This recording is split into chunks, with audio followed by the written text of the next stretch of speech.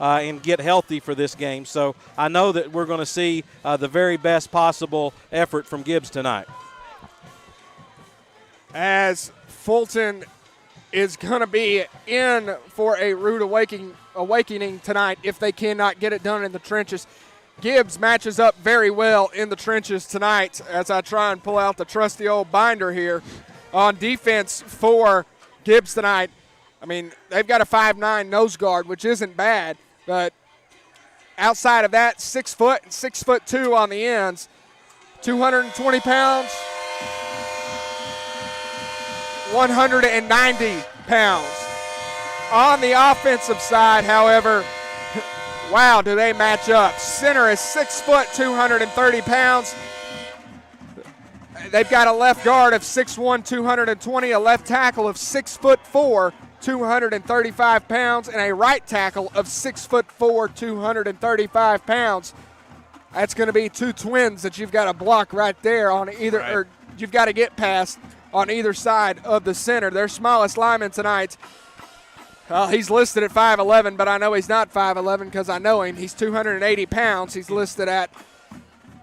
But either way, right there, that is a stout offensive line you're going to have to get through. It's a offensive line that is going to be in the run game, so they're going to be moving a lot tonight. So with that being said, how does Fulton defensively handle the wing T tonight?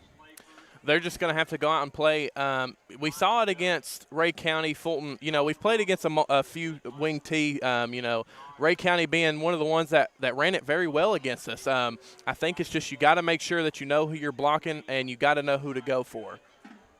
Well, and Gibbs will tell you this is not a wing T. It's a multiple triple option, which is an offense that you don't normally see. And Fulton has been good against the run, so you've got to be able to do that, know where the football is. And really I think the key is going to be tonight if Fulton can limit the big plays in the passing game from Gibbs. And Gibbs has put up some big passing numbers this year, which is not what you would think from a wing T triple option type offense. They're throwing the football a lot more. That's where Fulton's really been hurt the last couple of weeks. If Fulton can shut down the Gibbs passing game, I think you have to feel really good about the Falcons' chances. And we saw that last week with West on just even something simple right over the middle, Russell, where they're just trying to get it out quick. They dump it off. Or even on the two busted touchdowns that West had last week where Jesse rolls out of the pocket and he finds somebody standing wide open in the back of the end zone. Our corners are going to have to play lockdown defense tonight.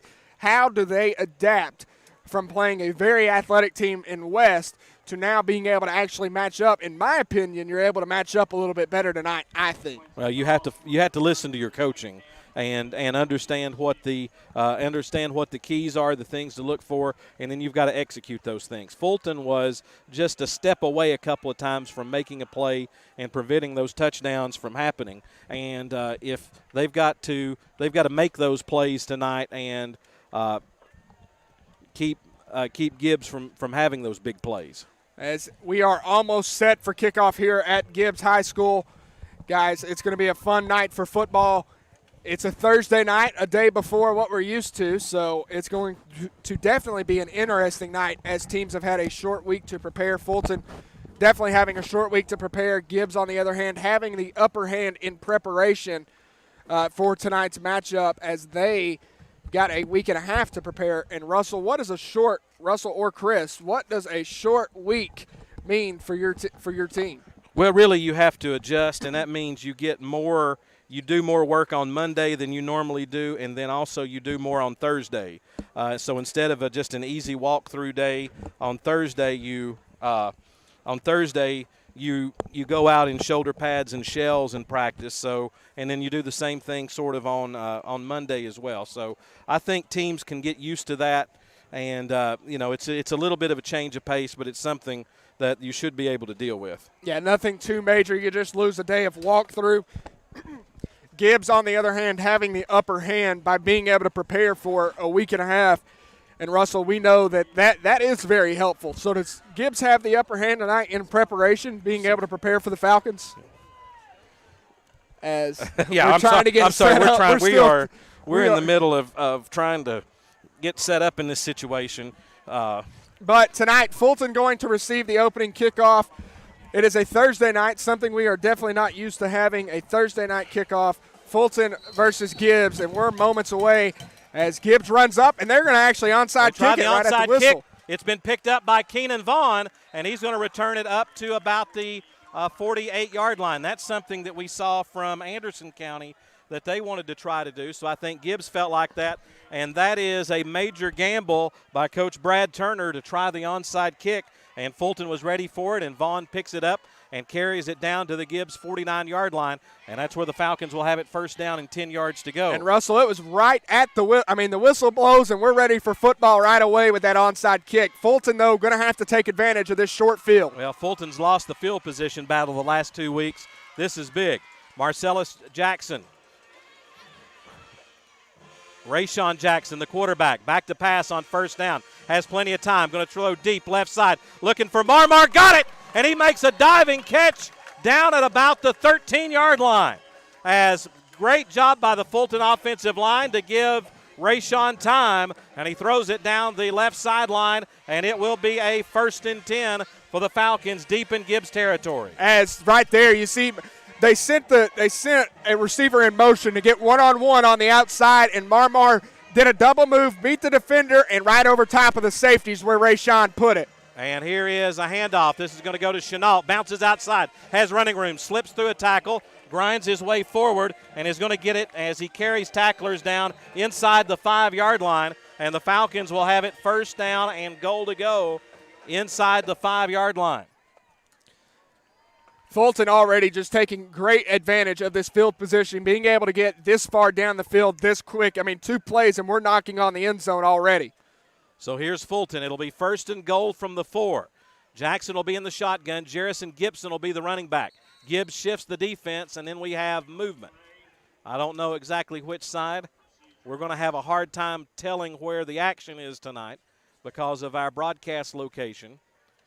And it looks like Fulton may have moved. I think that shift just got a little bit of they got some of the linemen a little bit happy, and as a lineman, when you're down, you're set. You can't move at all, and right there, somebody ended up moving. I'm not real sure who it was, but we did have some movement. So it moves it back to the 9.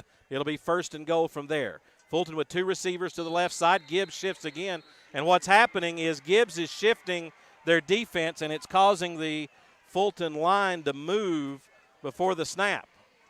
And Fulton's going to have to make an adjustment here. So 2 penalties on the goal line is going to make it 1st and goal. From the 14. Yeah. You get inside your 5 and already back-to-back 5-yard penalties. That's just not disciplined football. I don't care what the defense is moving. When the ball moves, you move. So Fulton will back it up. Chenault will be in at running back. Again, Gibbs shifts around.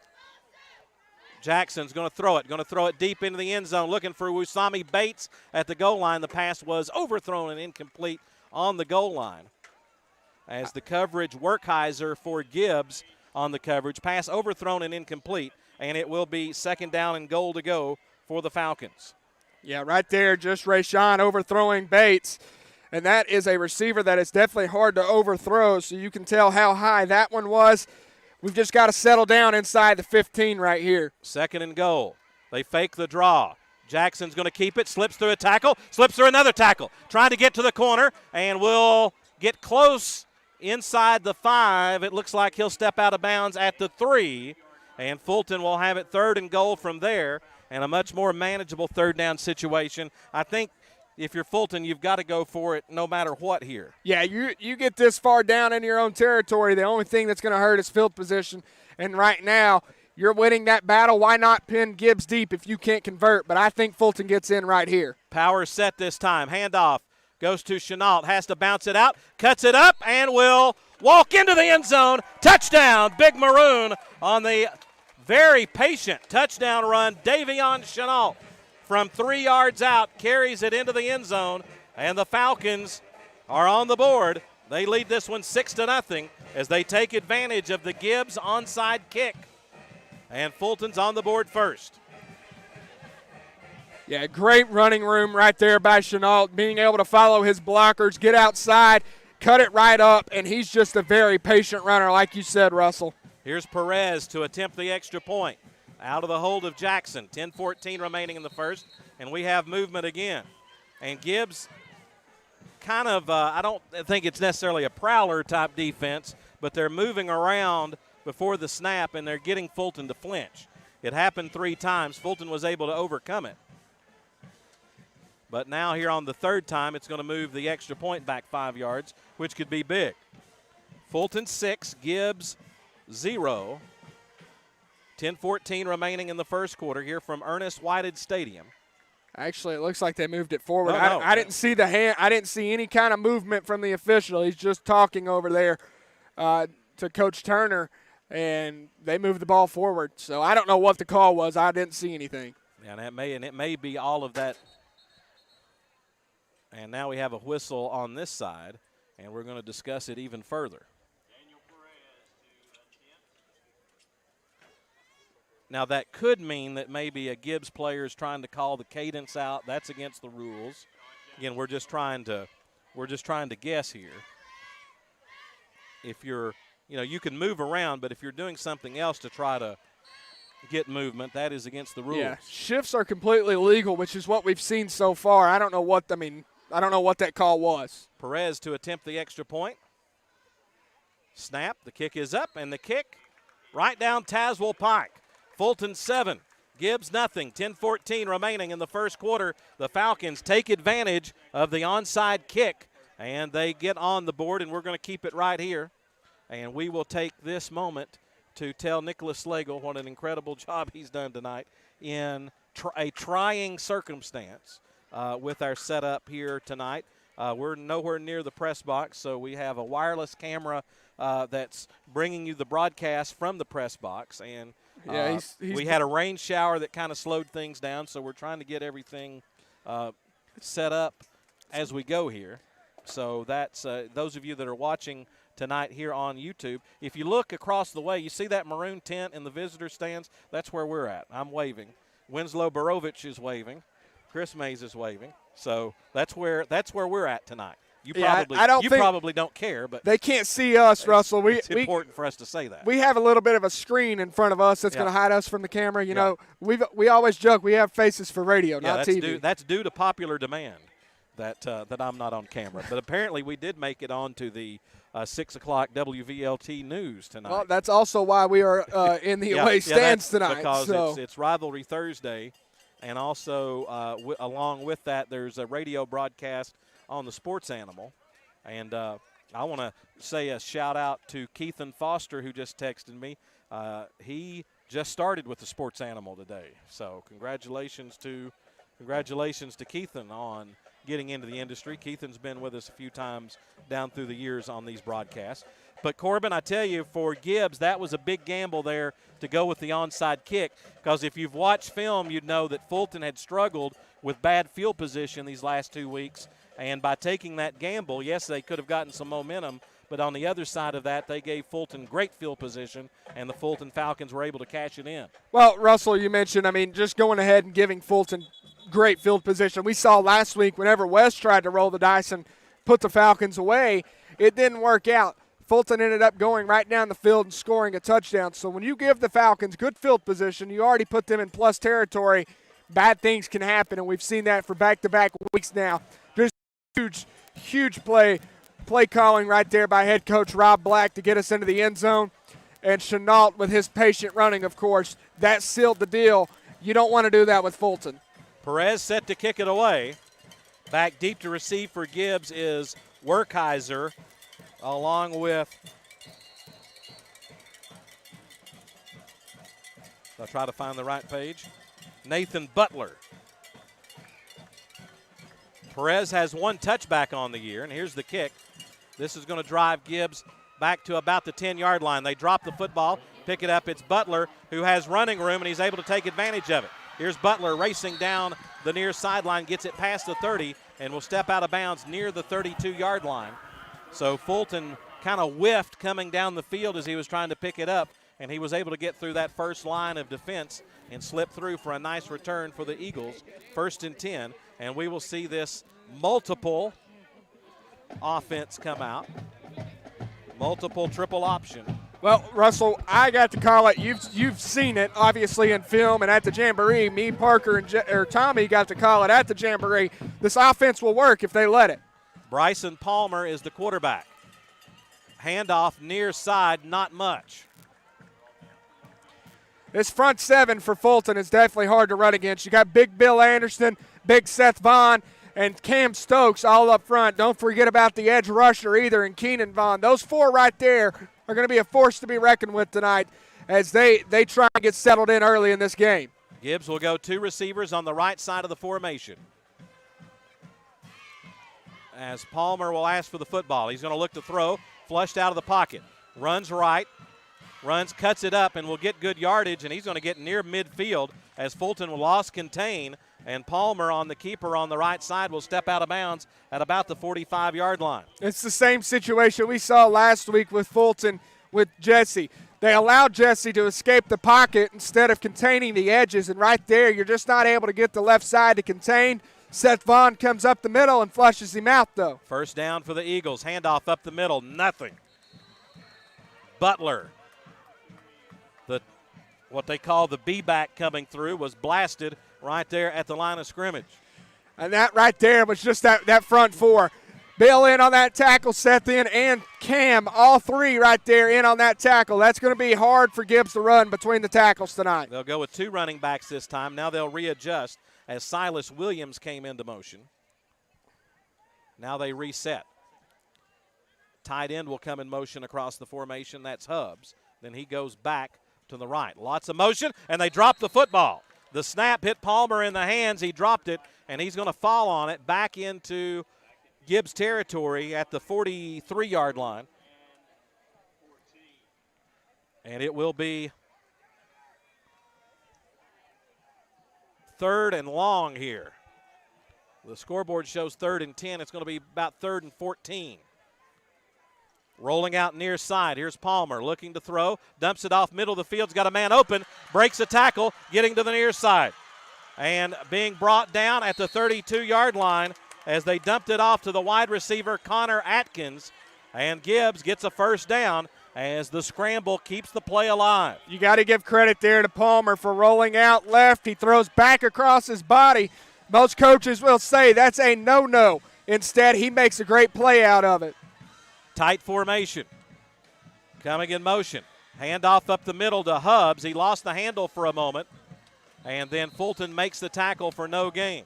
It's going to be tough up the middle as Cameron Stokes gets off from the bottom of the pile. When that front seven of Fulton gets going in the right direction, there's no stopping them.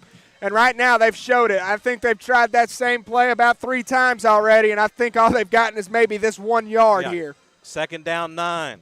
Williams goes in motion to the right. Single back set for the quarterback, Palmer. Palmer rolls right, looks to throw.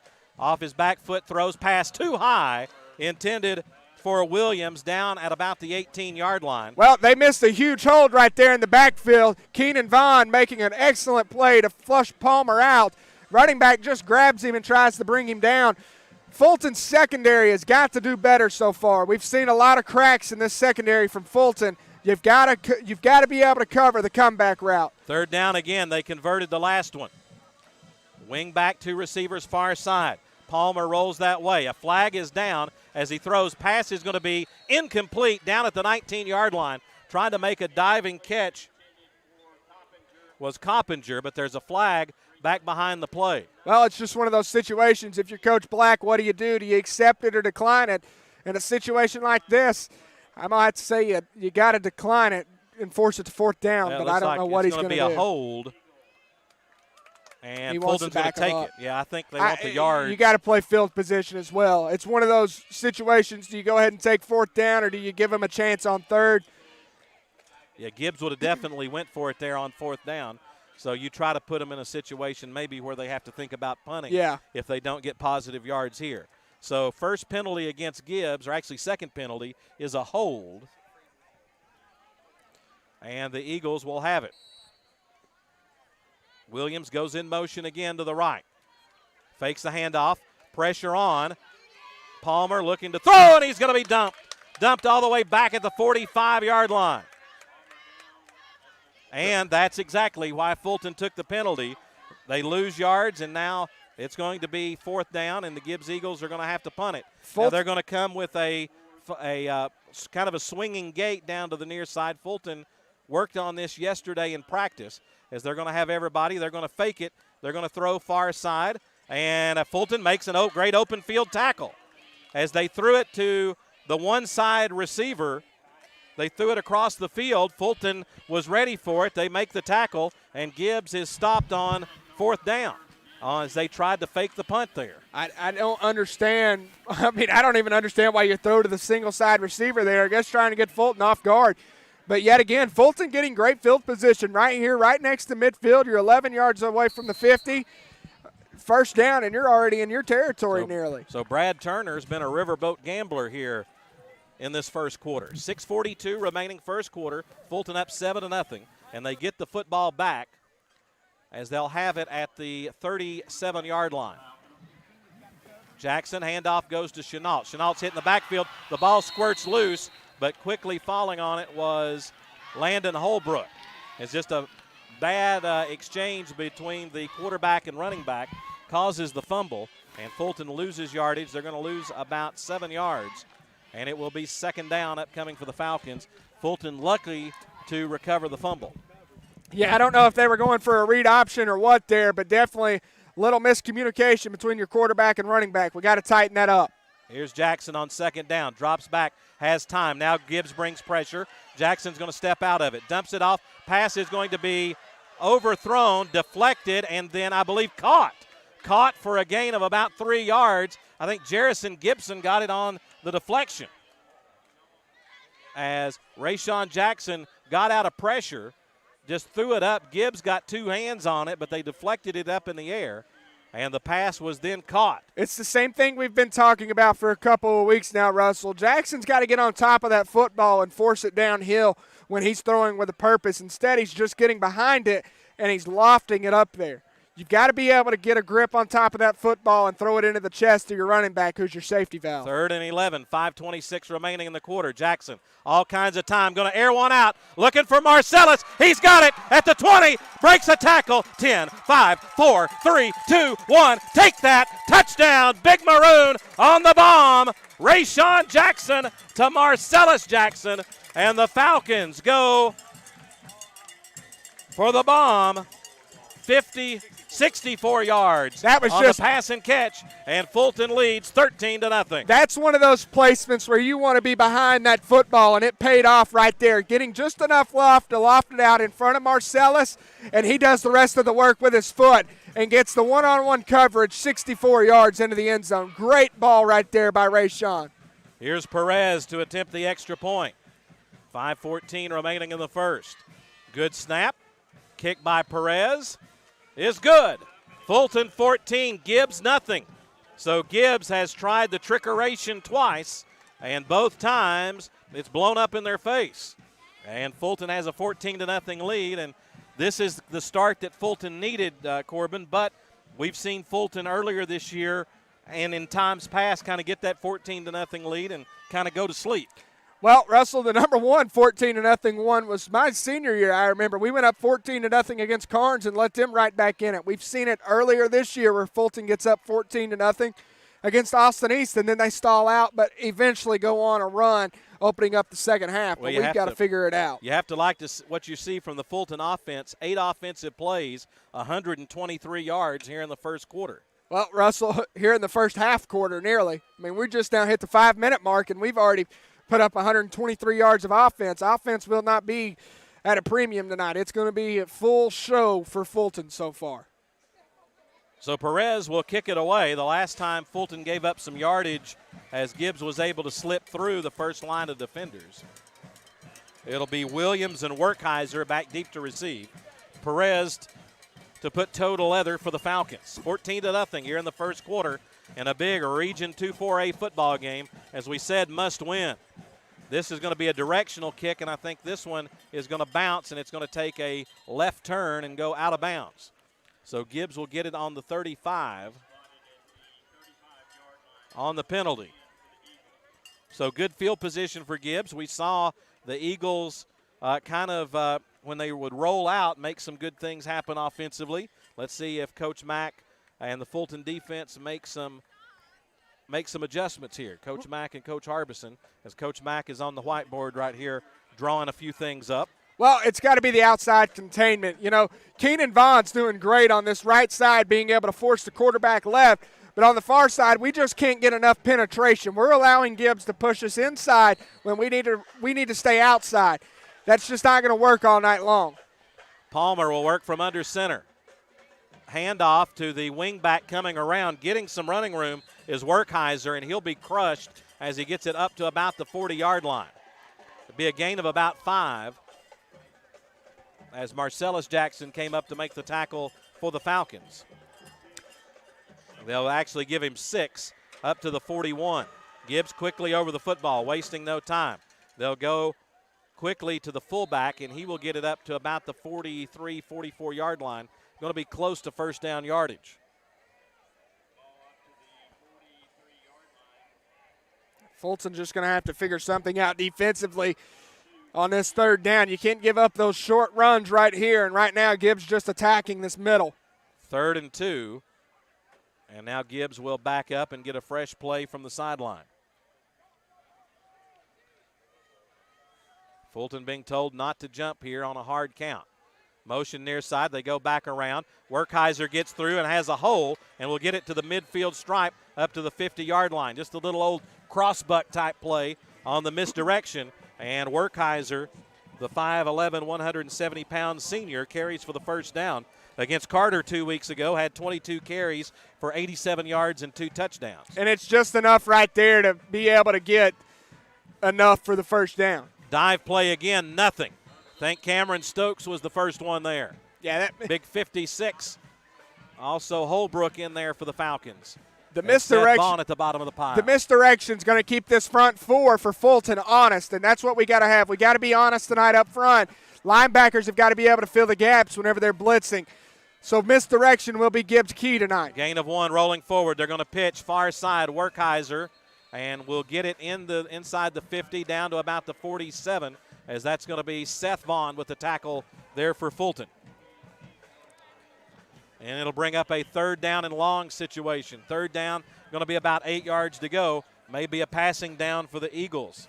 See if Palmer will roll out. Palmer threw for 199 yards 2 weeks ago.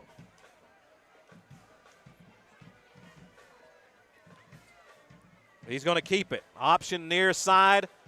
Breaking through, and Fulton makes a nice open field tackle as they pitch to the near side, and Kayshawn Banks comes up to make the tackle for Fulton as they pitch to Williams on the near side. It's going to be 4th and 4, and now it's gamble time again for Gibbs, as let's see if they try to get a hard count and get Fulton to jump. Looks like they're going to go for it. 2:38 remaining in the first quarter. Williams in motion on 4th down. They're going to throw it out. Pass is going to be intercepted. Intercepted on a diving catch by Rayshawn Jackson. Silas Williams was the intended receiver out of the backfield. Fulton sniffed it out again. The pass was overthrown, and Jackson makes the interception as they're going to put it down at the 44. Corbin, that's 3 times Gibbs has gambled, and they're 0 for 3. And right there, how about your quarterback making a defensive play? Actually playing safety right there, and that's a huge play for Jackson to be able to get that interception. Now let's see if he can get some more offense on the board for Fulton. Fulton 14, Gibbs nothing here in the first quarter, 2:30 remaining. Falcons with great field position. As here's a man in motion, that's Bates. Jackson going to throw near side, ball kind of slips out of his hands, but Marcellus makes the catch and will get a couple of yards. Looks like that ball just slipped out of his hands as they were throwing to the near sideline. Marmar makes the catch, and he's brought down at the 43-yard line. Well, the rain did just enough to wet the surface of the turf, which is going to wet the surface of the ball. And as a quarterback, that's hard to get a grip on. Gain of 1, it'll be 2nd down 9. 3 receivers left side of the formation. Fulton moving towards the scoreboard. Jackson's going to fake the handoff and is going to keep it near side and has running room. Has a 1st down and more down the near sideline. Then will be driven out of bounds and then slung out of bounds by the Gibbs defense. But the run by Rayshawn Jackson nets a 1st down, and the Falcons move the chains. Looks like they're going to mark it right on the 40-yard line in Gibbs territory. And Coach Black trying to go with a little bit of tempo, trying to get a play call in quickly to get Fulton lined up. I think they're seeing something in this defense that they like to see over the air. 1st and 10.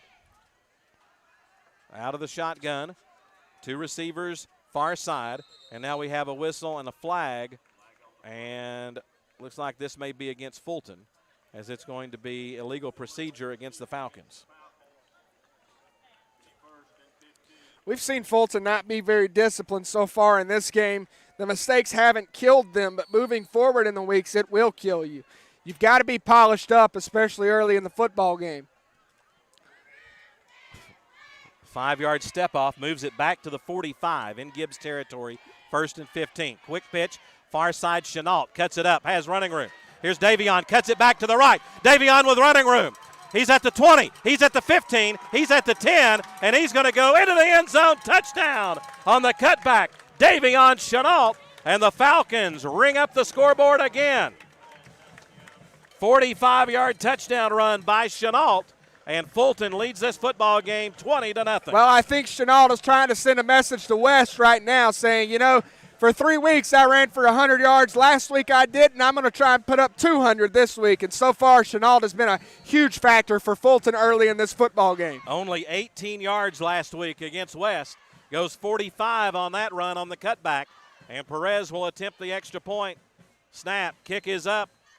And that kick is good, as there's a little extracurricular activity after the play. And Fulton will have to get all that sorted out as they were crashing into each other. Fulton 21, Gibbs nothing. 1:31 remaining here in the first quarter. We want to say a very special hello to Josh Nevius, watching our broadcast all the way in Illinois. Hello, Josh. Let's take a 30-second break, and we'll be right back. Fulton 21, Gibbs nothing, as you listen to Fulton football on WKCS Radio.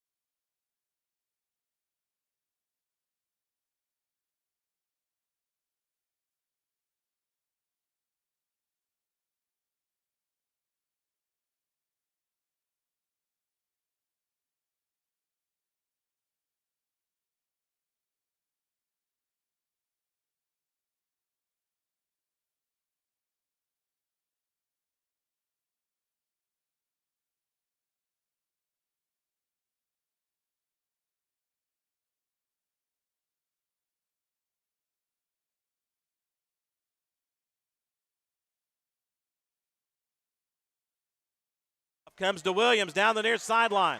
Has running room and will be tripped up as he gets it past the 40-yard line near the 45. So Gibbs has had a couple of good kickoff returns, and they're going to be set up again with great field position. Fulton's got to get it figured out right there on the kickoff. That's back-to-back kickoffs for Fulton, where this right side has kind of fell apart and allowed the Gibbs receiver to get through the holes and make a big return. Last time it didn't pay off for the Eagles to roll the dice at the end of the drive. Right now, though, early in the drive, Gibbs might be trying to work with something. Well, you have to feel like Gibbs has to put some points on the board on this drive. Trailing 21-0 here in the first quarter. Here's Palmer out of the shotgun. Single back set. Looks to throw. Pressure off the edge. Blasted. The football is squirted loose. And they'll say it was incomplete, as making the big hit, number 55, Keenan Vaughn. That's right there. Keenan came off the edge, barely even touched. He blindsides the quarterback. I think he cleared some time on his schedule. And Sammy gives us a slamming Sammy call there. But Keenan, great instinct right there. He's been a force for the Fulton defense. So now Palmer will have to think about it after that one. He's going to roll out far side. Looking to throw, steps up, pass is going to be incomplete. Down at the 45, driving catch attempt made by Ethan Coppinger. And it'll be 3rd and 10 here for Gibbs quickly. Yeah, very quickly, Russell. Not even but 19 seconds, and Gibbs is already faced with a 3rd down. That's what happens whenever you pass the ball. And honestly, I think that first one was a fumble. Same formation. Wide receiver split far side. Williams goes in motion. They're going to throw back near side. Pass is going to be complete, slipping through. And in the secondary with running room is going to be Walker. Pass is complete, and that's going to be a first down into Fulton territory as they just threw a little short route on the near side to Bryson Walker, and he rumbles down the Fulton sideline for a first down at the 32. Gibbs quickly over the football. Going to snap it fast. Palmer rolls out. Looks to throw, dumps it up, and throws it behind. Pass catch at the 15-yard line. As Gibbs, when they can get some tempo, can make some things happen there. As Coppinger on a little comeback route down the far sideline makes the catch. Brought down by Rayshawn Jackson, and it'll be 1st and 10 at the 15. Well, we talked about what Fulton has trouble doing. That's guarding short routes, and Gibbs is taking advantage of it. This time Palmer's going to roll left. Has time. Is going to run and will step out of bounds after a short gain. He'll step out of bounds at about the 12-yard line as Fulton was bringing the pressure, as really for the first time he rolled to his left. Fulton's going to have to get this under control on this drive. Gibbs just picking apart this Fulton defense. You can't get complacent in a game like this. Gain of 3. Palmer rolls out far side, throws it off. Pass is going to be complete. And getting it down inside the 5 is going to be Coppinger.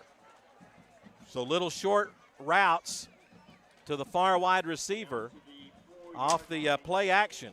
And Gibbs is making a little hay here, and it'll be 1st and goal. We said Gibbs needed to score on this drive, and they're knocking on the door as the clock rolls down under 7 seconds remaining in the first quarter. And let's see if Gibbs will snap it before the quarter break, and it doesn't look like they intend to do so. As they hand it off, did they allow the play to go on? It was snapped after the horn, and no official blew the whistle. Palmer keeps it and slips and falls as he runs right. So Fulton catches a break there, and it'll be 2nd and goal as the first quarter comes to a close. Quarter number 1 was all Falcons.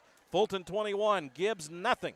We're going to take a 60-second break and be back with quarter number 2 as you listen to Fulton football on WKCS Radio.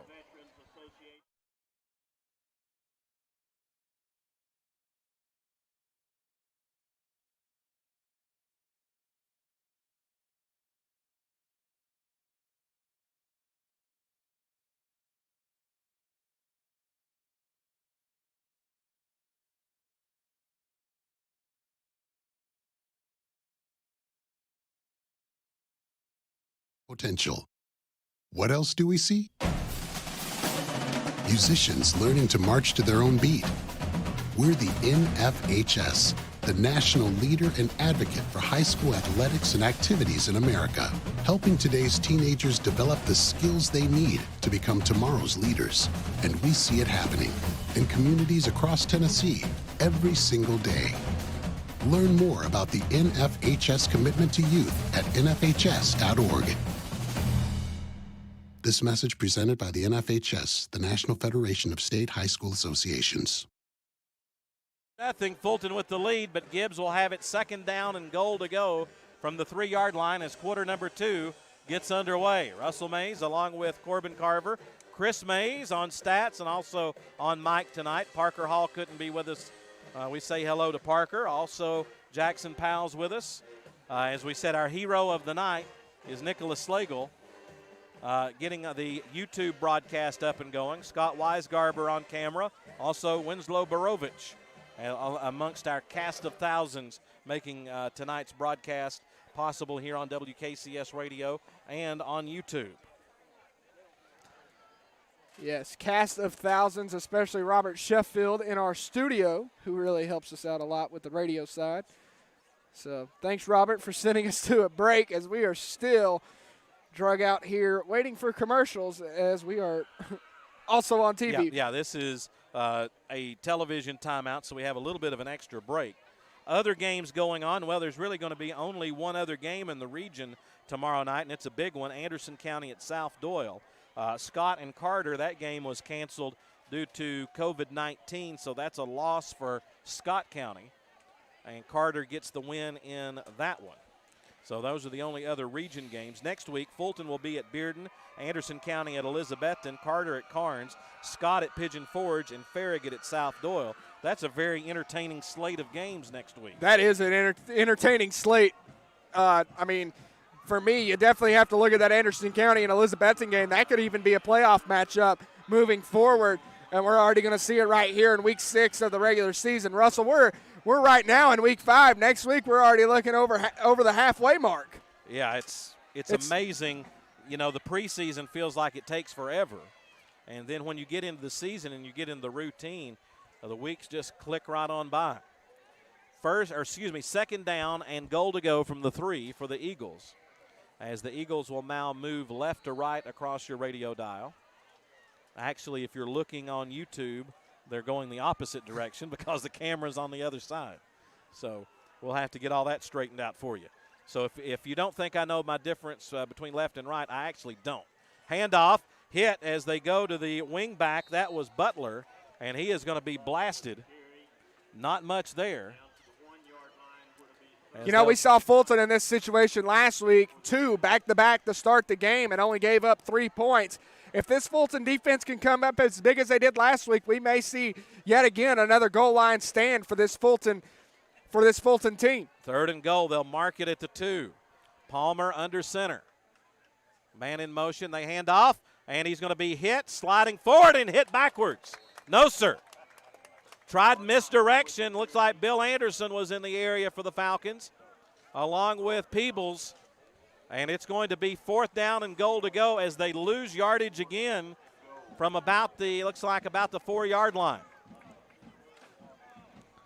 We're having some camera issues if you're watching on YouTube, so that's why our up-high camera is gone. So Winslow is going to take us home here from the 5th row of the bleachers here on the visitor side at Gibbs. 4th and goal. Palmer rolls, looking to throw, looking to get to the corner, and he will, just enough. Touchdown, Gibbs Eagles on the scramble by Palmer as he just got barely into the front corner of the end zone. Gibbs gets on the scoreboard, but the Falcons made him work. I think that's enough of that. Yeah, that horn is no.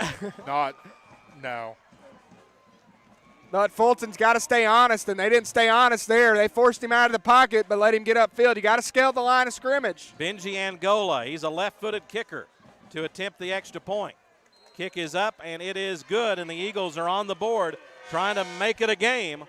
10:46 remaining in the first half. Fulton 21, Gibbs 7, a 60-second break, and we'll be back as you listen to Fulton football on WKCS Radio.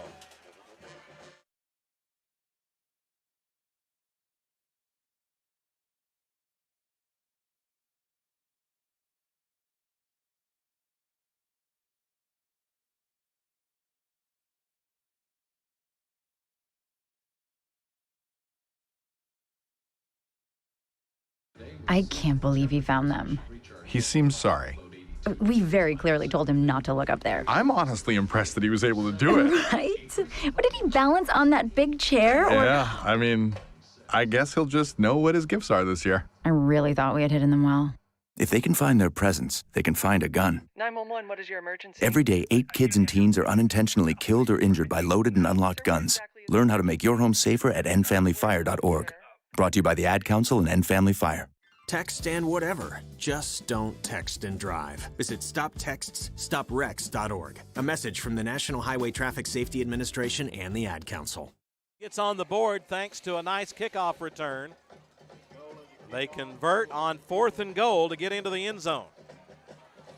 Last time they onside kicked. Here's Angola to kick it away. With the left foot. It's going to be a directional kick, high and short, but it's going to be fielded by Jackson. Here's Marcellus with running room, and he's like shot out of a cannon. Down the far sideline, 30, 25, 20, 15, 10, 5, 4, 3, 2, 1. He did it again. Marcellus Jackson, but Fulton's indicating there may be a flag down, and there is at the 30-yard line.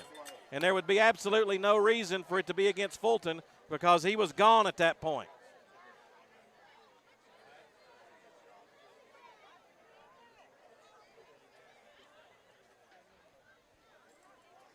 Indication it'll be against Fulton. Boy, what a bad break this would be. As it'll be a block in the back against Fulton. I mean, who was there to block at the 30-yard line? That's just a bonehead mistake there by Fulton. You've got to know where your man is running down the field. By the time you're at the 30, he's in the end zone. That's just a bonehead mistake. Yeah, just can't touch anybody there. But Fulton will still have great field position at the Gibbs 40, but it wipes off the scoreboard, probably an inconsequential block in the back against Fulton. Didn't affect the play, I don't think. But Fulton will have it, and Gibbs dodges another bullet here. That's a golly Moses right there from head coach Rob Black, I'm sure. I'm sure he's not happy about that. Jackson's going to pitch it to Chenault near side, gets a block. Here's Chenault, 30, 25, 20, turns on the Jets and will be slung down as he gets it to the 10-yard line. Touchdown saving tackle by Werkheiser. Yeah, right there, Chenault nearly just saying, hey, you know what, we didn't need that play, I'll take it right here. Fulton so far, offense has just been electric, barely even having to touch the playbook, and they're getting up big chunks. Gain of 32 on the run. A couple of big runs tonight by Chenault here in the first half. First and goal, they'll mark it down at the 8. Fulton will have two receivers near side, also Kayshawn Bakes as the H-back. Jackson gets the snap, gives it to Chenault, big hole right side. Chenault puts his head down and goes into the end zone for the touchdown. Touchdown run number 2 for Davion Chenault, and the Falcons answers the Gibbs score with one of their own, and it's Fulton 27, Gibbs 7. Pending an extra point. What a big answer there, Corbin, by the Falcons. And Fulton showing a trick play out of their book right now. Looks like they're going to go with the old water bucket.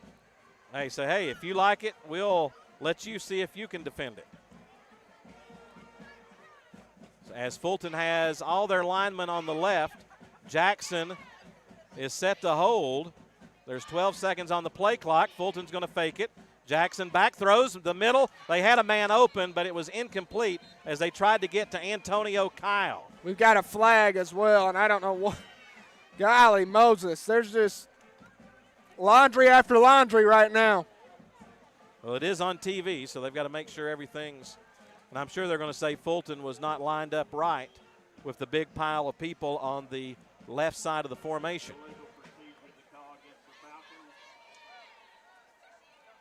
So Gibbs will decline it, and the Fulton trickeration. So both of these teams now 0 for 4 on trick plays tonight.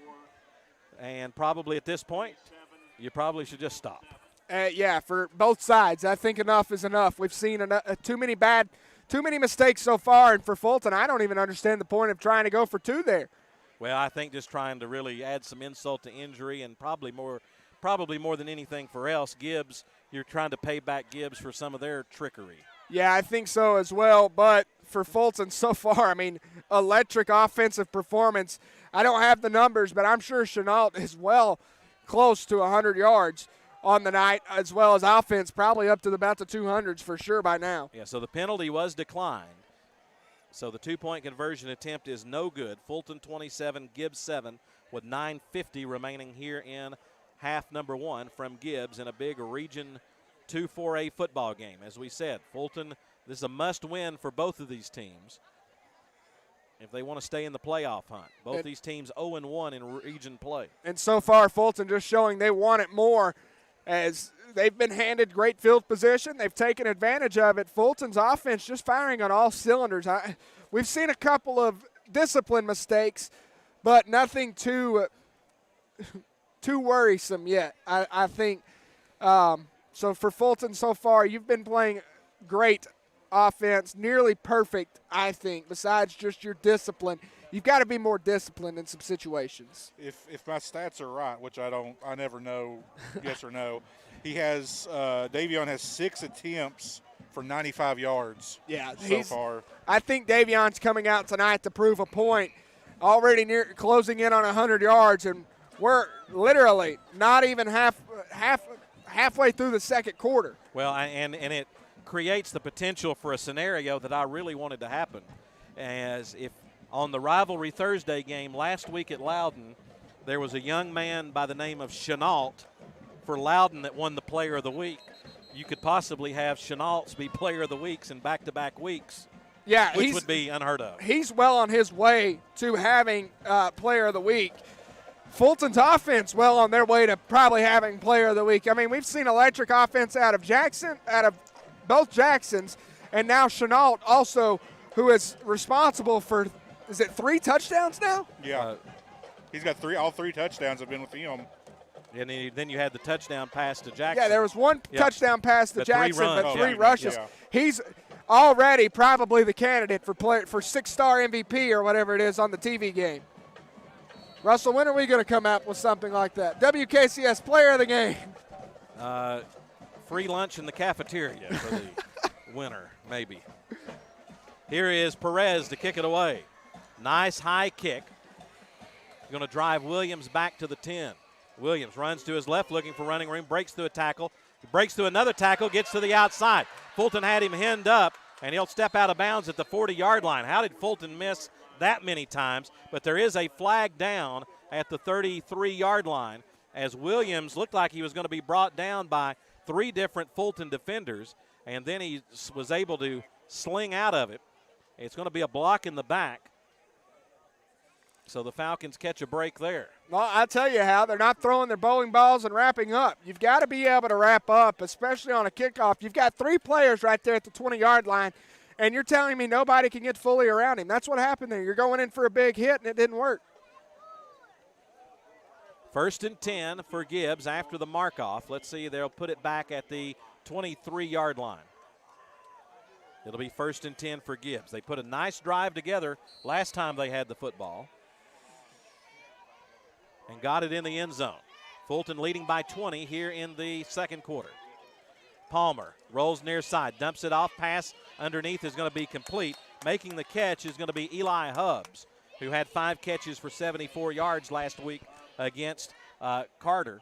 Makes the catch, and it's going to be a gain of about 6 on 1st down for Gibbs. And right there, we just see Fulton's linebackers getting sucked in too far to the line of scrimmage. You've got to remember, there's a running back there that you have to scale the line of scrimmage for. Hard offense to defend. Option goes far side. Getting into the secondary and getting down to the 39-yard line is going to be Williams as they pitched it out. Big credit right there to Antonio Kyle. He did his job by forcing him back in towards the defense, but nobody was home, and that's how they pick up the extra yards. Well, and how good is it to have Antonio Kyle back out there after suffering a high ankle sprain against Anderson County. So quick recovery for him. 1st and 10, rolling near side. They dump it off to Hubbs. Pass is complete. It'll be a short gain as he will get it up past the 40 up to the 42 as it was Banks making the tackle for Fulton, chasing down the back out of the backfield. And right there, just an excellent job by Banks being able to get outside, but still allowing that running back to get just a little bit too far. We've got to start forcing them along that line. Back to pass. Pass is overthrown and incomplete. As they think they might have been looking underneath, there was a lot of contact. The pass was overthrown, and it will bring up a 3rd down situation here for the Eagles. Well, right there, that was just Marcellus coming down, thinking the receiver was going to make a play. Marcellus coming down with a full head of steam, trying to clear some schedule on his calendar, but luckily the receiver didn't come down with it. Huge 3rd down for the Eagles, though. Single running back, as this time Palmer will be in the shotgun. 2 wing backs. Palmer drops back, throws it quick, underthrown and incomplete. The Fulton defense was in hot pursuit. He threw it at the sticks on the near side, underthrown and incomplete. It'll be 4th and 7. And if you're Gibbs, I think they're going to send the punt team on, but they do it quickly. So Fulton's got to get their folks on the field as they're going to have a bunch of people here on the right side of the formation. And now they will get into a more familiar punt formation. As dropping back will be Walker, who's a junior. Good athlete, so he's a threat to run with it. Jackson back deep to receive. Walker gets the pass and is going to kick a long one that's going to drive Jackson all the way back to about the 15. Here's Jackson down the near sideline, making a man miss, cuts across the field. Here's Marcellus Jackson at the 50. Don't touch one man to meet. 45, 30, 25, 20. Steps up, and he's going to go into the end zone. There's already a flag over here. There's a flag down. So this will be the second, and Rob Black says decline it. He thinks it's against Gibbs. Marcellus Jackson on the punt return to the house. Let's see what the penalty is. We couldn't get excited because they threw the flag. Let's see if we can get excited. Last time we got excited and it was wiped off. This time, hopefully, going against the Eagles. There wasn't even a Fulton player on this side, so I don't know how it would be against us. Marcellus Jackson on the nice punt. He outkicked his coverage. That's what they say. Looks like it's going to be. Looks like he's going to decline it. Let's see what the flag is. Give me a signal. Please. Illegal procedure. Gibbs. Touchdown. Big Maroon on the punt return by Marcellus Jackson. I don't have it. I'm sorry. We'll have to go back to the stream here in a second and see if we can get the yardage. It's about 85 yards. Yeah, it's well in that range. And so far, Fulton's special teams coming up huge. That's 2 touchdowns, 1 wiped off. But either way, we've had a huge play right there by Marcellus Jackson to get in the end zone and put Fulton up right now as it stands 33-7. That's Fulton just playing great early. 33-7. Here's Perez to attempt the extra point. Snap is bobbled. Jackson's going to roll out. Steps up, has time. Going to throw it out. And he's got a man for the 2-point conversion, but then there's a flag thrown in the end zone.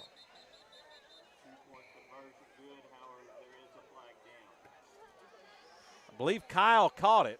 They're going to call an ineligible receiver downfield. Kyle caught it, but we had a lineman downfield. You've got to know where you are on the field. You're only allowed 1 or 2 yards on a PAT. Like I said, just too many mistakes right now for Fulton. We rushed a man on late. Nobody knew where they were supposed to be. Couldn't handle the snap. That was just all around a bad play right there. Luckily, it paid off to get in the end zone, but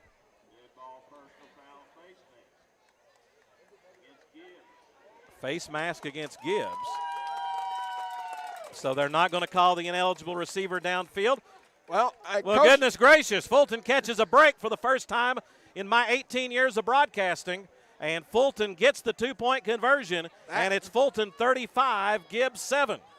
I think Rob Black saw the same thing we saw, Russell, because I heard him over the headset yelling at whoever the lineman was, why are you downfield? He's still telling him that you were downfield. He was. We all saw it. I don't know if Steve heard what was happening. I don't know if Steve's got his ears on right now. He's not responding to us. Oh, he does. He was just in the middle of a good story. Steve, can you hear us down there on the sideline? No, he cannot. I think he still doesn't have his ear in. He goes to put it in, and then somebody else comes and talks to him. Yeah, I'd just like to know what happened. We'll try to get a report from Steve here in just a moment. Anyway, 35-7. Fulton with the lead. Steve, can you hear us? Steve, can you hear us? Steve, can you hear us? Go ahead and turn your mic on. Hi, Steve. Yes, sir. I got you. Go ahead. What was your question? Oh, could you tell us what happened on the penalty there? Does anybody have any clue? Well, we're fairly certain we had a man downfield that shouldn't be on that play, and he even had his hand up calling for the ball. The official patted his head like he was going to call a legal man downfield. We saw that, yeah. Yeah, and then they went to a face mask instead. So we sort of got 2 calls on that play, but we'll take it. Yes, we will. Well, Steve, this has been an incredible start here by Fulton tonight. Yeah, it has, and don't take that I wasn't listening to you, that I was asleep or bored down here. It's a fun night. I'm enjoying myself. Perez, after the penalty, is going to kick it almost through the goalpost, and Gibbs will have it at the 20-yard line. Yeah, I think Steve was enjoying that ice cream again. Hey, by the way, I missed that last game or two as well, so I'm ready for it. Ice cream? Ice cream. Did I miss something? Twister's is close by, guys. Okay. I'll meet you there afterwards. Right. Hey, that sounds like a plan. I mean, you just got to help us pack up, okay, Steve? I'm all for it. Well, 7:58 remaining in the first half. Fulton leading 35-7 over the Gibbs Eagles. Yeah, this has just been an electric start for Fulton. They're firing on all cylinders, playing near perfect football. Let's see if Gibbs changes anything up offensively. Palmer back to pass. Flushed out of the pocket, dumps it off to a back wide open out of the backfield. Racing down the far sideline and he's off to the races. And he is going to be gone for a touchdown. Touchdown Gibbs on the busted play. As I believe they dumped it off, I believe that was Butler. And there was nobody on the far side. Fulton wanted a block in the back down the field, but I don't think it was enough to warrant the call. On a busted play like that, you don't deserve a block in the back. That's just a touchdown-saving call you're looking for. It's alignment and assignment. And right there, we didn't have the assignment down pat. Corner gets sucked in, going after the quarterback. He never crossed the line of scrimmage. Dumps it off, no safety over top, to the house he goes. So an 80-yard touchdown pass for the Eagles. Makes it 35-13. Extra point attempt is going to be no good by Angola. 35-13, Fulton with the lead, 7:44 remaining here in the first half. We will take a 60-second break and be back with more as you listen to Fulton football on WKCS Radio. I'm probably okay to have one more drink before I drive home. I'm probably okay. I open the window to stay alert. Probably okay. I just popped some gum in my mouth. Step out of the car, please. I probably made a mistake. Probably okay isn't okay when it comes to drinking and driving. If you see a warning sign, stop and call a cab, a car, or a friend. Buzzed driving is drunk driving. A message brought to you by NHTSA and the Ad Council. 3, 2, 1. Oh no. Which button am I? When every second counts, you can't wing it. Guys, a little help up here? In a home fire, you may have less than 2 minutes to get out.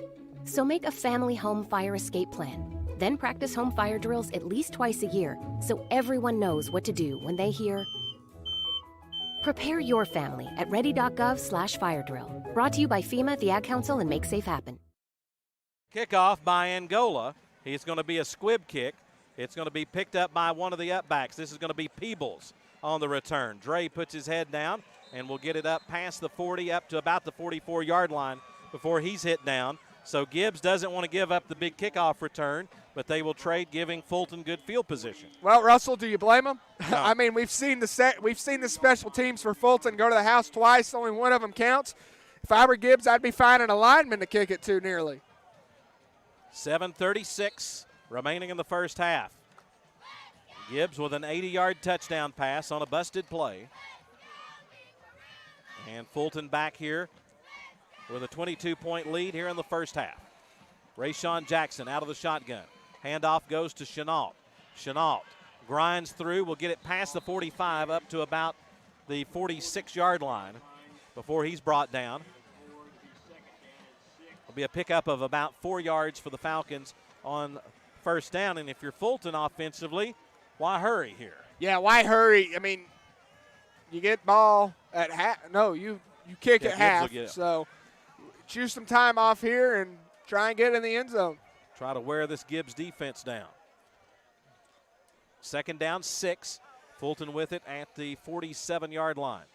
Gibbs creeps up defensively. Fulton throws it out to Peebles, and there wasn't a block out front, and Peebles was blasted. That's making the tackle for Gibbs was Jabri Taylor, as they needed a block out front from Bates. He missed it, and Peebles was left out to dry. Loss on the play. It'll be 3rd and 9. In a region game, you can't be complacent. I know Fulton's up big, but we've got to keep firing on all cylinders. And right there, when a wide receiver just misses a block that bad things happen, and we went backwards. 3rd and 9. Fulton in their own territory at the 44. Jackson's going to pitch to Chenault. Far side, looking for running room, trying to get to the sideline. He's going to be hit and dropped for a loss. All the way back to looks like the 35-yard line. Chenault was looking for running room. There was nothing there, and Coach Rob Black is not very happy on that offensive possession, and he is going to ask for a timeout here as Fulton's going to have to get ready to punt. I mean, I don't know what just happened there. The wheels completely fell off the offense on that drive. Hopefully it's one drive, but you cannot have a possession like we just had, and here we are in a region game giving up. I mean, you go backwards 7 yards. Well, especially when Gibbs has shown the ability to be lightning fast with what they're doing. Yeah, that's all you need. You need to give let Gibbs back into the game and give them a little bit of hope. I mean, a team like that's underdogs, they take it pretty serious, I think. So Coach Black giving his team a little bit of a pep talk during the timeout. 6:05 remaining in the first half. Fulton leading 35-13, but they're going to have to punt it away. Well, for Fulton, I think the message is, even though we're up by 22, we can't afford that. We can't afford to go backwards 7 yards. We've got to keep going forward. And a huge region game. Give a big smile for Rain and Mariah. As it's 4th and 17. And here is Perez to punt it away. End over end kick, but it's going to take a bounce, and it's going to die down at the 42, 43-yard line. So Gibbs is going to have good field position here after the short punt by Perez. As I just got a text from Lynn Hall, who has been listening, saying Gibbs is lucky he's not here with his cowbell. We've missed the cowbell for 2 weeks now. It is definitely a little bit quieter here without you, Lynn. Well, the Fulton defense is going to have to make something happen here. Gibbs went 80 yards on their last drive. One play for 80 yards. Palmer, single back set. Butler will be the running back. 2 receivers to the far side and a wing back. They'll roll that way. They dump it off. Pass underneath is complete up to the 44 as they dump it off to Hubbs. Short gainer there will be about 2 yards and make it 2nd and 8. Fulton is kind of that H-back going out. Well, they're allowing Palmer to roll out because it's the design. He's rolling out by design, and it's just creating too much space for the H-back. Williams drops back. He's going to try to throw one deep. Pass is going to be incomplete as they were looking down the field for Coppinger. And Davion Chenault on the coverage for the Falcons. Pass is incomplete, and it'll bring up 3rd down. Well, whenever Palmer gets out of the pocket, good things happen. There he stays in the pocket. We end up nearly with an interception. So if I'm Gibbs, I'm going to keep rolling him out, see what I can make happen. We're picking up 2-3 yards per play. Why not? We've made a couple of busted plays as well, one to go to the house. 3rd down and 8. Williams goes in motion, left across the formation. They're going to roll that way. Back to pass, and he's going to be blasted. Palmer blasted. Coming off the edge from the backside was Keenan Vaughn, and he is thrown for a loss, and it will be 4th and long. Yeah, Vaughn right there just rolling out on the backside of Palmer. Palmer didn't see him coming, and Keenan Vaughn did the rest. Huge 3rd down stop right there for the Falcons. All credit to that lineman. Big stop by the Fulton defense. Walker will drop back to punt. The last one was returned for a touchdown by Jackson. Jackson back deep to receive. They'll have 3 blockers up front. Low snap, picks it up off the ground. End over end kick is going to be short. It's going to take a bounce and just die down and be touchdown at about the 31-yard line. And then we had Jackson got leveled. I don't know if he got blocked into by a man covering, but there was no flag and nobody really got mad there other than some of the fans down below. So Fulton will have it 1st and 10 after the punt. That last possession for the Falcons was one of the worst of the year. And now they'll have it 1st and 10 at their own 32-yard line. It was a LeBron James flop. Oh, it was. Okay. He was trying to get the flag, but I think the ref saw straight through it. No wonder nobody got mad. 35-13, Fulton with the lead, 4:35 remaining in the half. Jackson in the shotgun, Chenault the running back, 2 receivers to the near side. Here's Jackson going to throw to Bates, and Usami makes a nice catch coming back to the football right near the 40-yard line. The pass was low, and Usami went down to his knees to make the catch.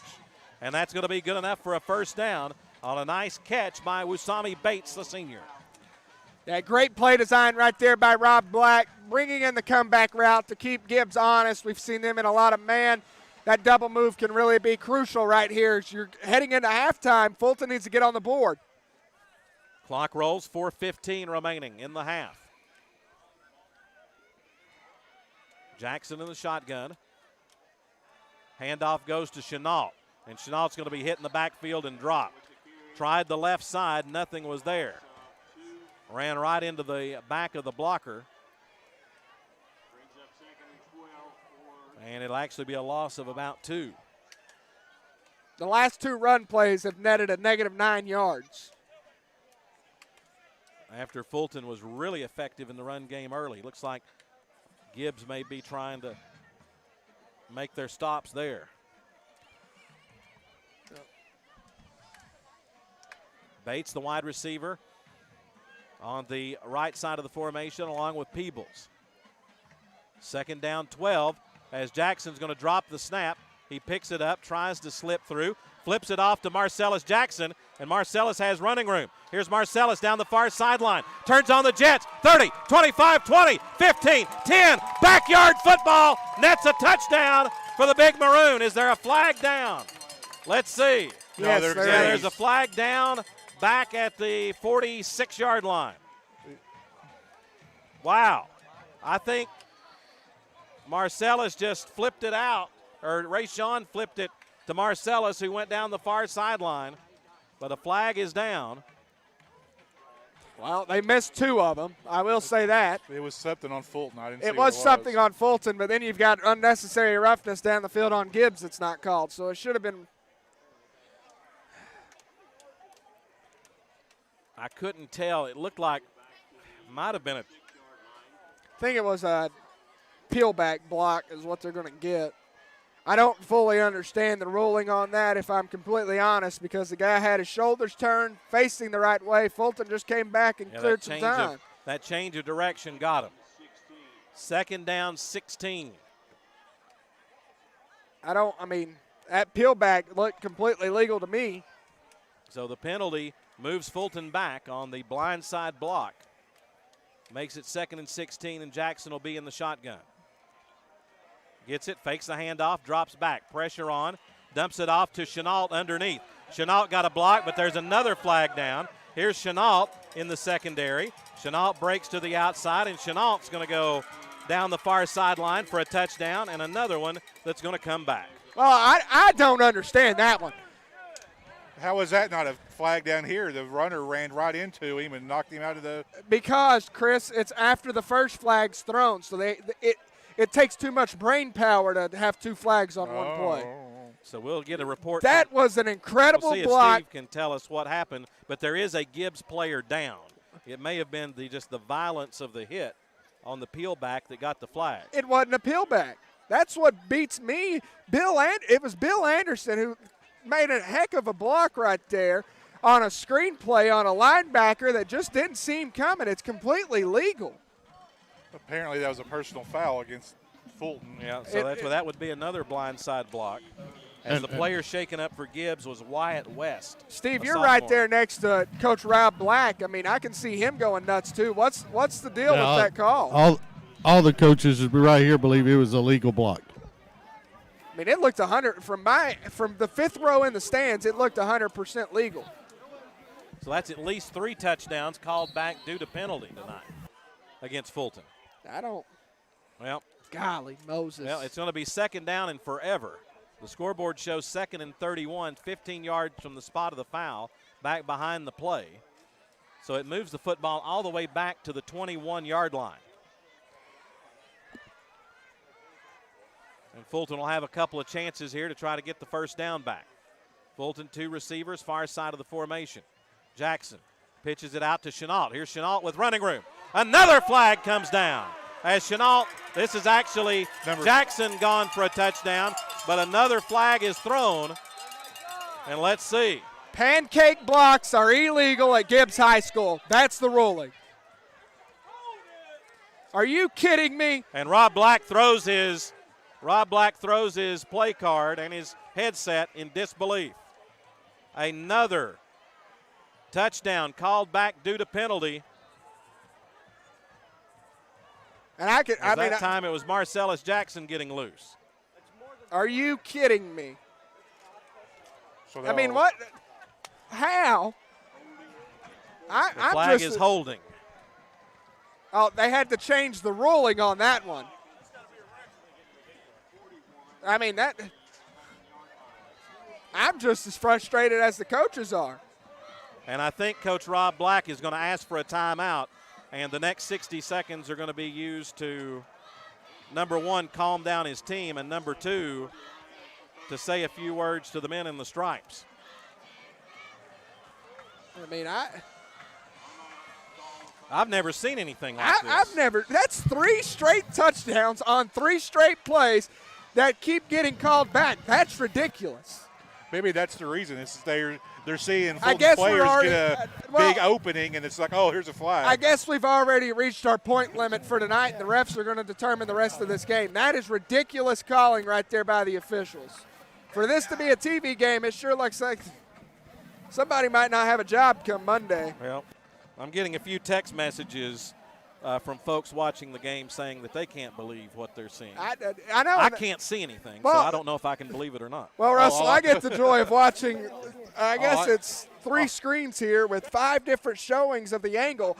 And on 5 different showings of the angle, that is a 100% legal block that Bill Anderson has laid on 3 straight plays. That's a horrible call. The only thing I can see right here is Coach Rob Black giving the head referee a nice little rundown. Well, when his headset lands on the 40-yard line, you know something's wrong. Hey, but guys, give kudos to Coach Black. He had words obviously explaining his case to officials, but most of his attention is keeping his guy's head in the game, because right now the feeling, it's all being worked against him. But he did a good job getting guys calm down, get focused. Ball game. Yeah, well, and I think that's important because it's still 2nd and 39. Hey. 2nd and 39 from the 13-yard line. Well, Russell, we'll get a few cracks at it to get a first down. Yeah. Well, that's better than I had it. I had it 2nd and 41. So Jackson again will be in the shotgun. 2nd and 39. What do you have in the playbook for this scenario? Handoff's going to go to Chenault, and he will be hit. Actually, Jackson got the carry, and he'll get a few yards back, and it's going to be 3rd and long here. Golly. I mean,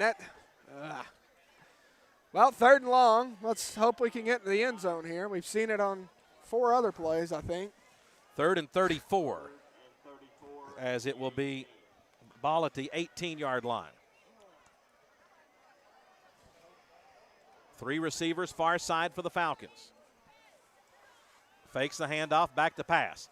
They throw. The pass is going to be overthrown and incomplete down the near sideline, breaking it up for the Eagles, but there is a flag down. Oh, good grief. Back him up. Zach Turner breaking up the pass. The flag is downfield a little bit. Hey, maybe we'll get lucky. And this might be a defensive hold. That's what Antonio Kyle's saying. So. Hey, I also want to say, Russell, I got a text saying that the other TV broadcast, other than ours, also called those plays 100% legal. Well, a Bronx cheer comes up from the Fulton fans to our right. And it'll be 3rd and 24. Hey, that's a lot more manageable, I think. Yeah. Yes, indeed, it is. 1:55 remaining in the half. Fulton 35, Gibbs 13. So glad that you're joining us here on WKCS Radio and also streaming live on YouTube. Fulton will go 3 receivers on the right side of the formation. Here on 3rd and 24, trying to get it back. Handoff is going to go to Jackson. Here's Jackson with blocking out in front and will not get the first down, but he will get it past the 40, near the 45-yard line. So Fulton got a lot of it back. It's going to bring up 4th and about 7, and I think you do have to punt it here as much as you'd like to go for it, because the thing you can't do is give Gibbs a short field and a chance to get some momentum going into halftime. Well, with him getting out of bounds, it stops the clock, which means it's a steady 1:48 left in the half. Gibbs going to get football after the half. That's a 14-point swing there if you're Fulton. You just can't afford that right now with it being a 22-point game. So Perez will punt it away. Gibbs getting people on and off the field. Coppinger will drop back for the Eagles to return. Perez gets a good snap. Gibbs will set up the return. Nice high kick that's going to be fielded right on the 21-yard line. Getting through with running room and getting up past the 40 up to the 45-yard line is on the return. That's Coppinger. Well, and a nice return for Gibbs. Keenan Vaughn nearly ripped that one out, nearly had a fumble on that play, but Fulton's just got to cover. I mean, we've seen the special teams go great on offense for Fulton on the return side, but so far, whenever we're giving it back to Gibbs, we can't fill lanes and we can't get down the field. Yeah, they've given Gibbs good field position, and I know that's one of the situations where Fulton's lack of depth really hurts is you don't have you have inexperienced people out there covering kicks. 1st and 10, Palmer going to throw it. Pass is going to be complete, but then hit down. And in Fulton territory at the 48-yard line, and we've got a player shaken up for Gibbs. It's Coppinger as Rayshawn Jackson makes the hit after a gain of about 7 yards. That's a huge blow to the Gibbs offense. I think we've called Coppinger's name nearly on every play so far tonight, so you definitely hate to see Gibbs lose him right here, especially going into half. He's made some key plays for Gibbs to keep them in this ball game. So he is down and injured. I think it was maybe the way he landed or got hit, one or the other. And they're going to get him up. I think he just got the wind knocked out of him. And he will walk off the field under his own power. And that may actually, I'm having a hard time telling 9s and 3s from this. That was number 9. Okay, that's Silas Williams. Coppinger's 3, Williams is 9. And I think I've gotten those guys mixed up a few times. Well, Russell, the announcer said Coppinger. It looked like a 9 to me. Back to pass on 2nd down. Pass is going to be incomplete, in and out of the hands of Coppinger. On the quick slant, would have been a 1st down. He just couldn't haul it in, and it'll be 3rd and 3 for the Eagles. Gibbs throwing the ball a whole lot more than they ever have. Well, I think they saw something in film or had something mapped out in the game plan against Fulton. Fulton's secondary has not showed great promises for 5 weeks now. Yeah, and that's what we said. The key to this game would be the secondary having a big game for the Falcons. 3rd and 3. Williams comes in motion, short motion to the near side. Quick route, pass is going to be complete, and then getting through for a 1st down. That is going to be Coppinger again as they get it into Fulton territory down to the 40-yard line. And for those on YouTube, you can see it a little bit better. They've got a crossing pattern right here with the Twins, and the safety's going over top instead of cutting underneath. Palmer rolls left. Big hold. Are they going to throw a flag? They finally did. He throws it out of bounds. As Peebles was coming up, and they basically ripped his shirt off on the edge, Palmer was able to get the football away and throw it out of bounds. That's going to be a big penalty against Gibbs because Gibbs is putting themselves in a position, if they could get a score before halftime, they get the ball, start the second half, they could make it a touchdown game holding against the Eagles.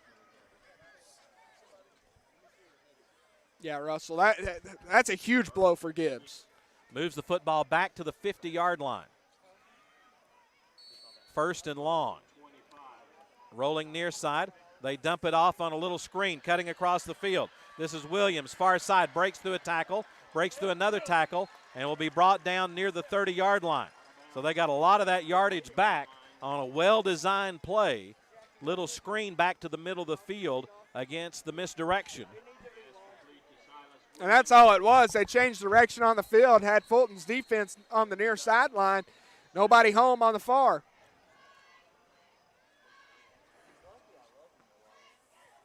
Second and 7, so they got a lot of that yardage back on the completion, and I think there was a player shaken up over there on the far sideline. I think it's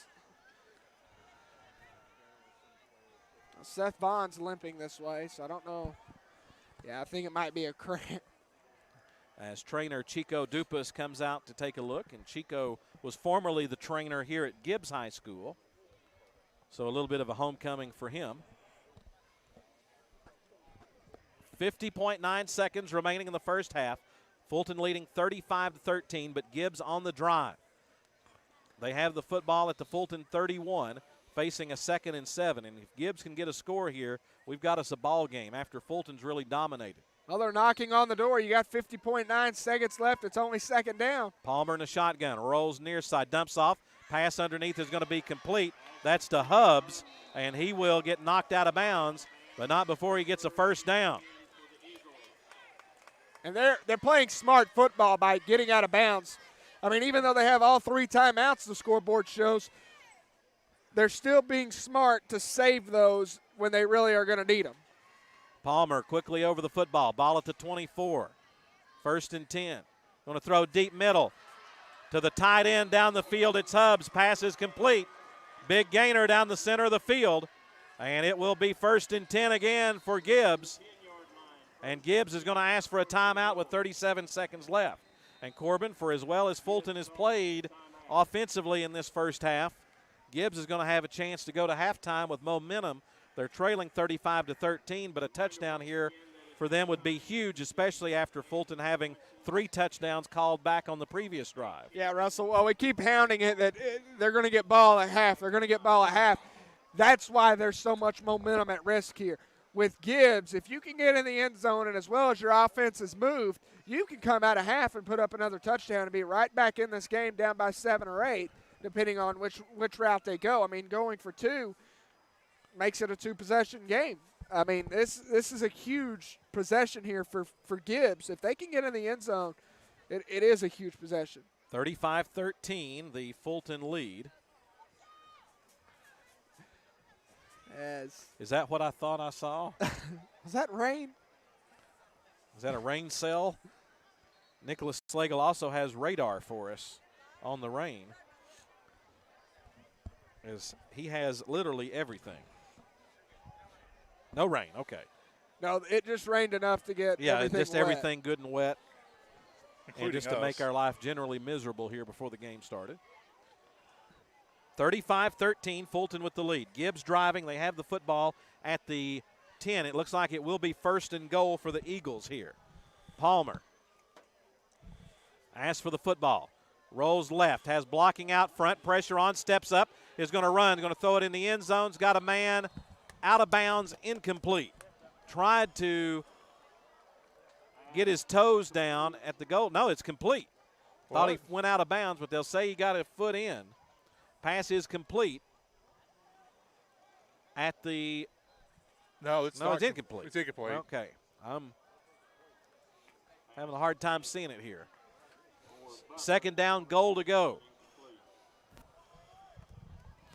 29 seconds left. Going to throw middle, pass incomplete, almost intercepted. Almost in the hands of Antonio Kyle as they threw middle of the field, and now we have a Gibbs player down and injured. So it's going to be 3rd and goal from the 10, but a player down for the Eagles. That's number 40. That's Hubbs. That's Hubbs, who's been the star of this drive for the Eagles. Yeah, he's came up huge for the Eagles right now, just being a Jason Witten type player, finding the hole in the defense, sitting there and picking up the 1st down. He's not been given a lot of credit, but this drive, he's came up big. He's the reason this drive's still going. So Gibbs has 2 more plays here, as it will be 3rd and goal from the 10-yard line. 26.4 seconds left. Gibbs has timeouts. They're going to take advantage of the one right here and the incomplete pass. So no need to get into a big hurry right here if you're the Eagles. 3rd and 10 for the Eagles at the 10-yard line. Fulton's been close to sacking Palmer a couple of times, but he's been able to slip through. Kind of been the story for Gibbs in a lot of ways, as they've been able to escape some tough situations tonight, as Fulton's just not been able to finish some tackles. Yeah, that's been what it is. They're just not finishing their tackles, wrapping up, throwing the bowling balls, as Coach Lambden preaches. They're doing great by forcing Palmer out, but we're not getting the correct containment. 3rd and goal from the 10. Option, it's going to be a reverse. Beautifully executed play. Getting it and being slammed down is Coppinger. What a great play by the Falcons. That was Vaughn as they ran to the right and then had a man coming back left on a reverse. It was a beautifully executed play, but Fulton had help on the backside, and Coppinger is going to be dropped for no gain, and it's going to be 4th and goal from the 10, and the Eagles are forced to ask for a timeout. What a great defensive play. Number one, what a great offensive play by Gibbs, and what a great defensive play by Fulton. Well, for Coach Turner, that's a great call. You know, you come out of a timeout thinking that Fulton's going to have a certain play drawn up, and you're going to try and reverse it. But credit there to Keenan Vaughn for staying on the backside and being the chaser, and a huge credit to Jackson on the outside at corner. He knew what was happening. He saw the receiver. He didn't try and run her out. He didn't really try and lay a block. But Jackson stayed home. He saw the option come back. He forced him upfield. Keenan Vaughn finished him off on the backside trail. That's just a great defensive play by Fulton. 4th and goal from the 10, just before halftime. I think for the first time that was correct assignment and alignment for the Fulton defense on this drive. That was a great play and a great job to force 4th and 10 here. Obviously, Gibbs will go for it here on 4th and goal from the 10. Ball will be on the left hash mark. Palmer in the shotgun with Butler, the running back, behind him. On 4th and goal, can Fulton get a stop? Back to pass, hit as he throws it in the end zone. Had a man open, but he dropped it on the back line of the end zone. The pass is incomplete, and what a big stop by the Fulton defense. Well, Russell, we've seen it. We saw it last week against West. Beautiful stop there by Fulton. The goal line stand worked again. Fulton's defense, correct assignment and alignment on each of those 4 downs. Had a man. The pass was high, and he couldn't haul it in on the back line of the end zone. Fulton gets a huge stop. 4 plays from the 10. Gibbs cannot get it into the end zone, and Fulton's 10 seconds away here from taking a 35-13 lead into halftime. Fulton looks like they're going to be in the victory formation, as Jackson will simply take a knee, and Fulton will be happy to take this lead. Big stop by the Fulton defense, and they go into halftime in this big Region 2 4A football game, leading the Gibbs Eagles by the score of 35-13. Coach Rob Black walks out onto the field to talk to his team and give them a little bit of encouragement as they get ready to take the long walk to the halftime locker room. And as Coach Black makes his way down the field, we will have Steve Diggs down on the sideline to get a word with Coach Black, and I'm sure we'll get a report on all those penalties that we saw in the first half. And here's Steve with Coach Black. Coach, we've had a hard time holding Palmer down tonight for Gibbs, but that last stop was huge. Well, that was a big stop by our defense. I got to give a little credit to our offense tonight. Evidently, we've got to be a little bit more disciplined in some stuff, but we've made a ton of plays on both sides of the ball tonight. We just got to keep playing the game. Coach, how do you keep your guys focused after having 4 touchdowns called back, 3 in one series? Well, we got to stay positive. You know, we've been talking about that a lot, just staying positive. You know, again, there's some things we can control and some things we can't control, but we can control our attitude. So we just got to go up there, regroup, all right, and come back and don't change anything. Just keep playing hard, and I think we're going to be fine. Yeah, overall, Coach, you got to be encouraged about the start of this game. Yeah, we've made a lot of plays. We got to keep making them, though. Thanks, Coach. Thank you. That's Steve Diggs down on the sideline with Fulton head coach Rob Black. Fulton leads 35-13 at halftime here from Gibbs High School. And you heard Coach Black say, you know, one of the things about his style of coaching is he tries to keep things very positive. Yeah, and we've seen that tonight, Russell. There's been many times where this Fulton team could have been hounded for like he said, they've evidently got to be more disciplined. There's 2 ways you can go there as a coach. You can either A, go out there and choose somebody out, or B, do the positive side of it, which is what Coach Black, I think, wants to go. That's the route he chooses to go, and he'll take his anger out on the officials for their calling. So great credit to head coach Rob Black for his style of coaching, trying to keep his guys right here in it. You don't want to change their mentality, and that's been I think that's his hidden message in all of it. I'm going to go after you guys and tell you guys, hey, we've got to do this better. We're doing this good, and that's what's working right now for Fulton. Halftime, 35-13. Let's take a 2-minute break and be back with more halftime coverage here from Gibbs High School. Falcons with the lead at halftime as you listen to Fulton football on WKCS Radio.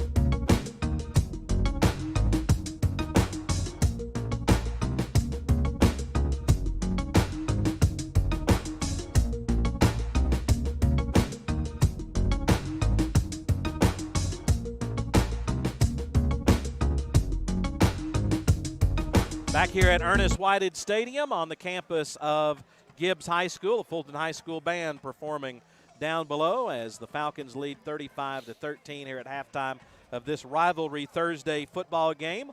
And normally we say it at the end of the broadcast, but since it's a school night, we're going to say it at halftime. Come on, Russell. Let him miss tomorrow. Victory Friday. Let him.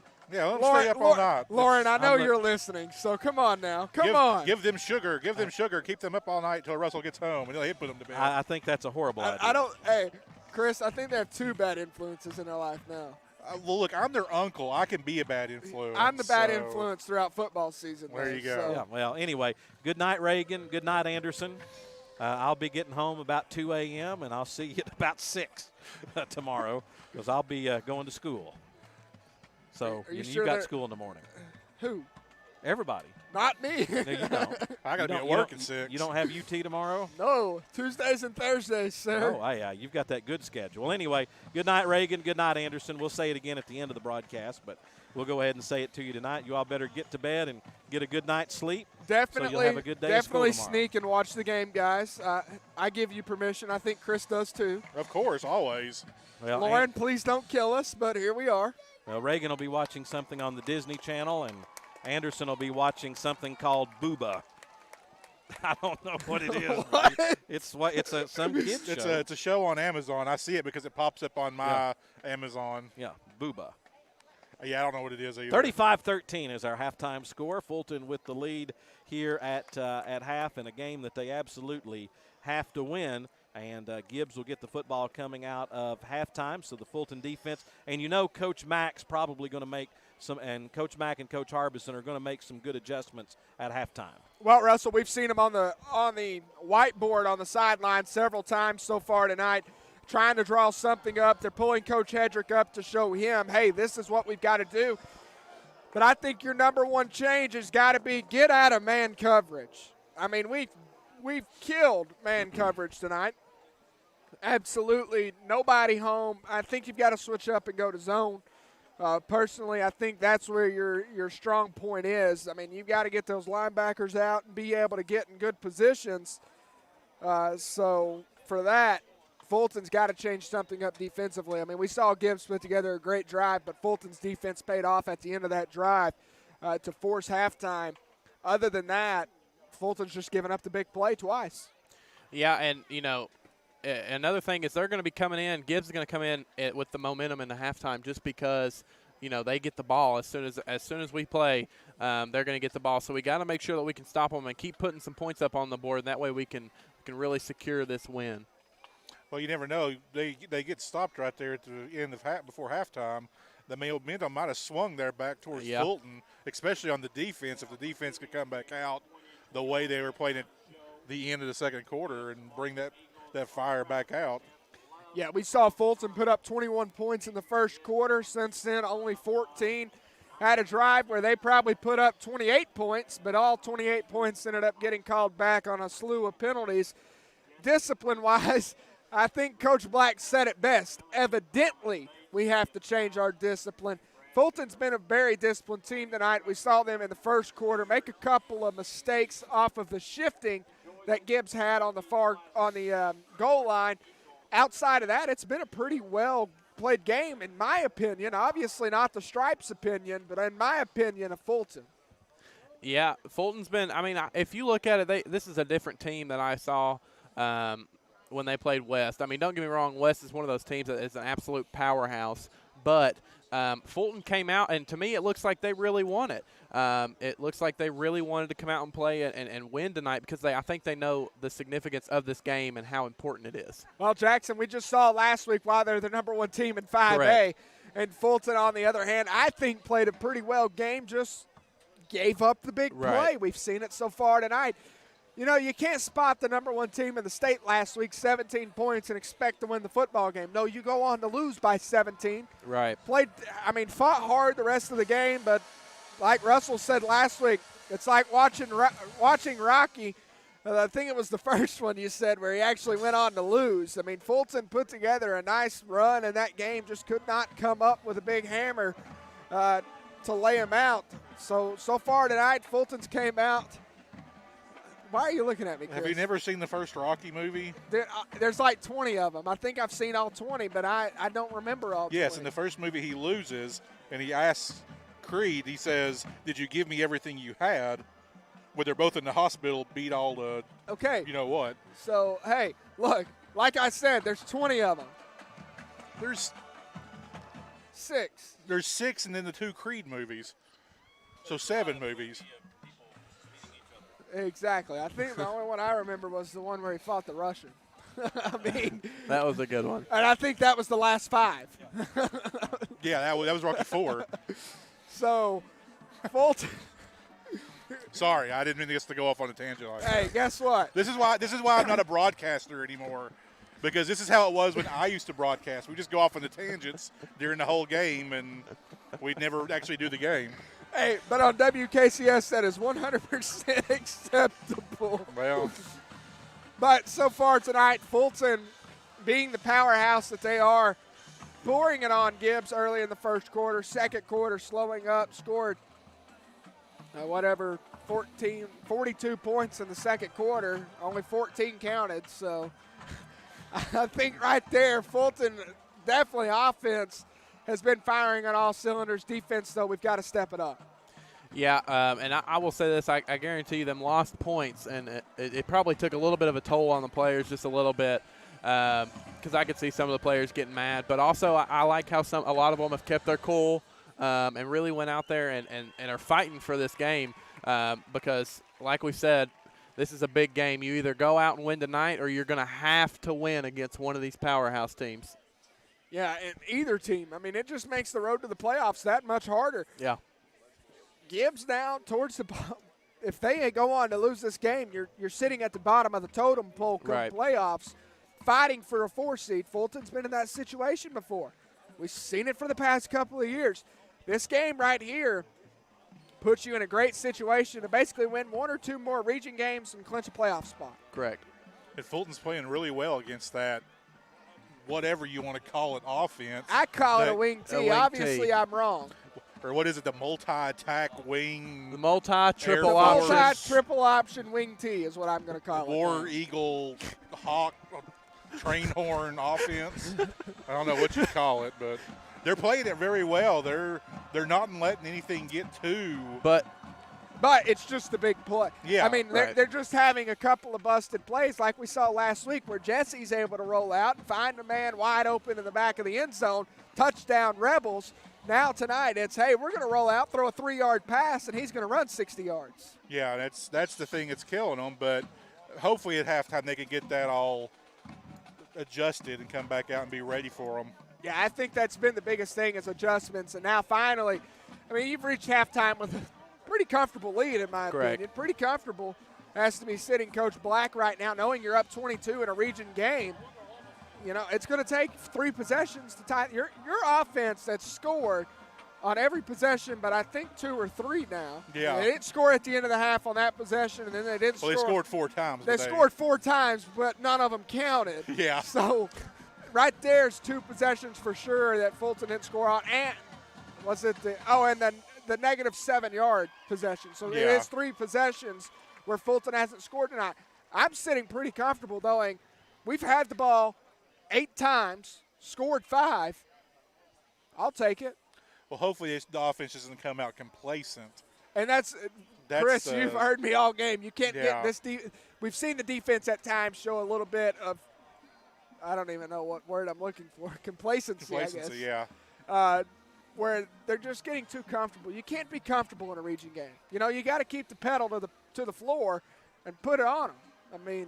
And plus, it's got to be hard to keep the pedal going when Gibbs is running such a fast offense, and you can't get your defense, your people in the right positions where they need to be, because by the time you try to get to where you're supposed to be, they've already snapped the ball and thrown it, or they're running the ball or whatever. So these past couple of years of Fulton football, Russell, they brought back great memories of Tennessee football.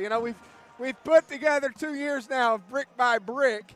Well, we got rid of that guy, and now I think we've brought in Jeremy Pruitt, and I think tonight you just got to put on more steam. That's got to be the message right now. You just got to keep pouring it on Gibbs so far tonight. I know, Chris, you're probably shaking your head. But that's one of the quotes I think I remember from the Pruitt era. What, brick by brick? No, that's Butch. We got rid of that guy. Well, the only thing I remember about Pruitt was watching the Sunday morning show and seeing the many lovely faces of his not wanting to be next to Bob Kessling. But, Corbin, I do agree with you, though. I do think that they just got to keep pushing.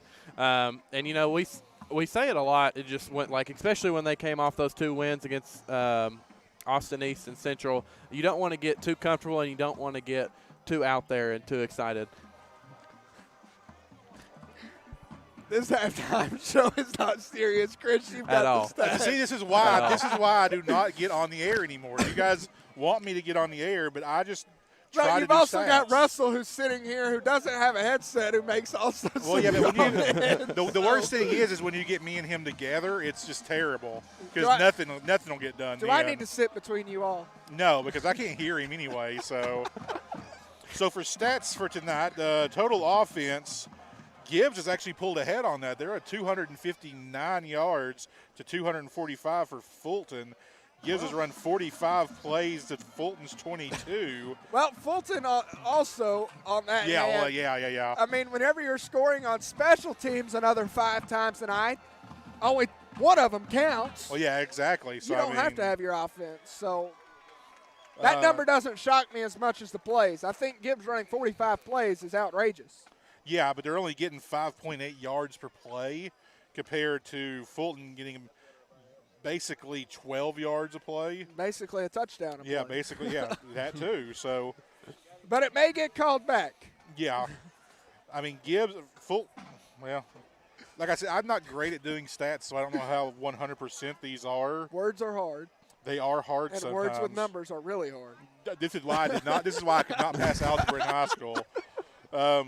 On passing, Rayshawn is actually 5 of 8 for 112 yards and 1 touchdown. Davion is sitting at 84 yards on 9 attempts with an average of 9.3. Let's see what else we got here. Marcellus is over 100 yards on receiving for the night already with 3 receptions. He's already got for an average of 33.7 yards a reception. So I would say something about 6 touchdowns. Oh. I'm trying to have a broadcast here, okay? I live next to the train tracks down there off of Rutledge Pike. And remember I followed you home that night. You scared the you-know-what out of me that night. But I'm just gonna put one in my used truck. to hearing train horns, but hearing that thing, it's like, But I mean, the stats are pretty much, and a lot of things are kind of even. I was gonna say something about penalties, but after a while, I just almost felt like Coach Black, like throwing my iPad onto the field. You need to go down there and tell the refs, you keep making me type this in. You need to type it in. Basically now, I think I'm just not going to put the penalties in at all and just spot the ball somewhere. So, well, that penalty pushed Fulton all the way back to the 1-yard line. Yeah, so they'll just be whoever actually looks at my stats will just be like, what in the world was he? It's now 2nd and goal. Mm-hmm. Are you done? Okay, it's now 2nd and goal with 99 yards to go. So we need to get something like that at Fulton. I'll put one in my truck. I will. I've been thinking about it. Yeah, but a horn. We need something other than a horn because they've got a horn. What could we get? LED lights. We could get a Falcon. Well, there is one. There's always one that flies over. We're not talking about a real one, Jackson. I'm just saying there's one don't already we have a guy there. That wears a suit. we have the suit. I just don't think we have anybody to wear Jackson, you. Absolutely not. Why? What's wrong with that? No. If you've never been in one of those things, you never want to be in another one. No, Granny put me in it one time, and it was awful. We will find a way to run a fan in there. Here in a couple of weeks, you'll be begging for that if you suit. put a fan in there, I might. But we used to get a highlighter vest like that the construction workers use, and we used to stuff it with ice packs, and you'd put it on and then put the suit on. Well, we're not in August anymore, so what do you need that for? It's still going to be obnoxiously hot. I had to wear one a couple times when I was working for Petros at East Town Mall. You're showing your age. Well, hey, man. I'm old. old. Jackson's so young, he wouldn't even remember East Town Mall. First of all, that's where I went. That was the spot to go to in middle school. Having to walk around the food court dressed as a giant bean is not a fun thing to do, especially with a cape. So, Russell, please say something. I know you want to. Yeah, go ahead, Russell. Say something. So the Petro Bean made an appearance one time at a Fulton football game. I was not in this. This was before. This was before I was doing the football games on the radio. So I was actually on the sideline with a headset, and I just remember seeing that from the sideline and just being. No, it's not even And I remember Coach John LaCava making a statement on the headset. Oh Lord, I don't want to hear this. We all saw the bean come out on the field. That's just a completely pointless story. I can't repeat what was said. I am showing my age. The name of the great Coach LaCava has not been said over the air in a long time. That would have been about 1995, 1996. As Robert, apparently a train's rolling through the WKCS studio as we speak. Watch out, Robert. But anyway, yeah, so wearing a giant bean costume has a cape and having all the little kids come running up to you say super bean is. Okay, I'm taking my headset off. All right, we now have Chris's DJ name. What, Super Bean? Super Bean Mays on the mic. Whatever you got to do, man. Whatever makes the night go by quicker. We've got our Money Mays and now Super Bean Mays. So, well, I think it's probably a good point in time to take a little break right here. And we'll take a 2-minute break and be back with the second half as the Falcons have come back out onto the field to warm up. The Eagles have done as well. Gibbs will get the second half kickoff. We'll take a 2-minute break and be back with half number 2 as you listen to Fulton Football on WKCS Radio and also as you watch it on the WKCS Radio YouTube channel. Thank you, everybody, for watching and being part of our broadcast tonight. We'll be back in 2 minutes. More and more these days, it feels like sports are losing out to hype. Who dissed who? Who signed the fattest contract? Who got busted for cheating? Lost 2 is the unique capacity sports have to inspire us, to unite us. Well, great news, sports fans. Sports are still being played for the right reasons. They're still as entertaining as they are character building. You just have to know where to find it. And you only have to look as far as your local Tennessee high school. You know, the place where the games are exciting, concessions are affordable, and the parking is free. Where the emphasis is on hustle and heart instead of hype. If you prefer real, honest-to-goodness sport played for all the right reasons, you'll find it at your hometown high school. High school sports. Games are being played this weekend at a Tennessee high school near you. Okay, everybody, who's in? This message presented by the Tennessee Secondary School Athletic Association and the Tennessee Interscholastic Athletic Administrators Association. I'm probably okay to have one more drink before I drive home. I'm probably okay. I open the window to stay alert. Probably okay. I just popped some gum in my mouth. Step out of the car, please. I probably made a mistake. Probably okay isn't okay when it comes to drinking and driving. If you see a warning sign, stop and call a cab, a car, or a friend. Buzzed driving is drunk driving. A message brought to you by NHTSA and the Ad Council. Hey, so what's a great way to spread awareness that driving high is illegal everywhere? A catchy song, of course. You can run, but you can't drive high. You can run, but you can't drive high. Friendly reminder, don't drive high. If you feel different, you drive different. Brought to you by NHTSA and the Ad Council. Text and whatever. Just don't text and drive. Visit StopTextsStopWrecks.org. A message from the National Highway Traffic Safety Administration and the Ad Council. When I grow up, I want to be a new pair of blue jeans. When I grow up, I want to be a kid's first computer. When I grow up, I don't want to be a piece of garbage. And if you recycle me, I won't be. Give your garbage another life. Recycle. Learn how at iwanttoberecycled.org. Brought to you by Keep America Beautiful and the Ad Council. Donna from Louisiana. The storm just hit, and we went from donating to the food bank to needing it.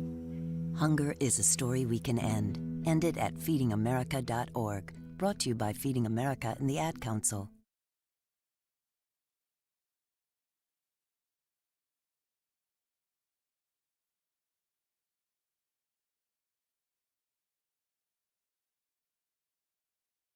Gibbs will receive the second half kickoff as we get ready for action in this region game.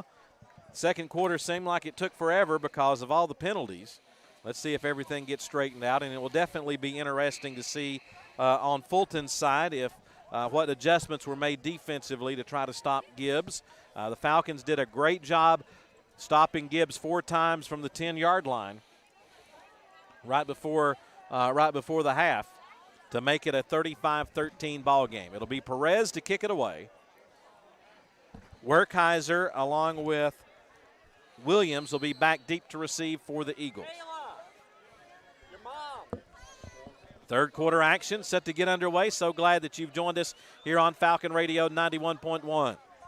Russell Mays along with Corbin Carver, Chris Mays on the broadcast tonight, Nicholas Slagle, our technical director, Winslow Borovich on camera, Robert Sheffield back in the studio.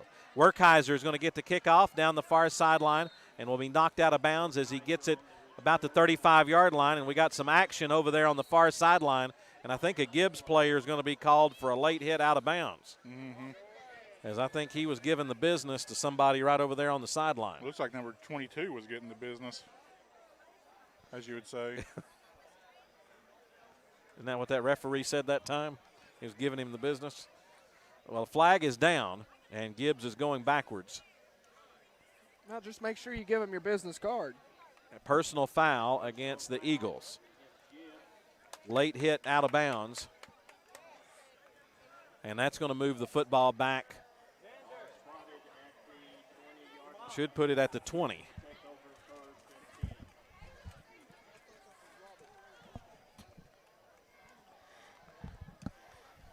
.11:54 remaining in the third. So the Eagle offense will be backed up.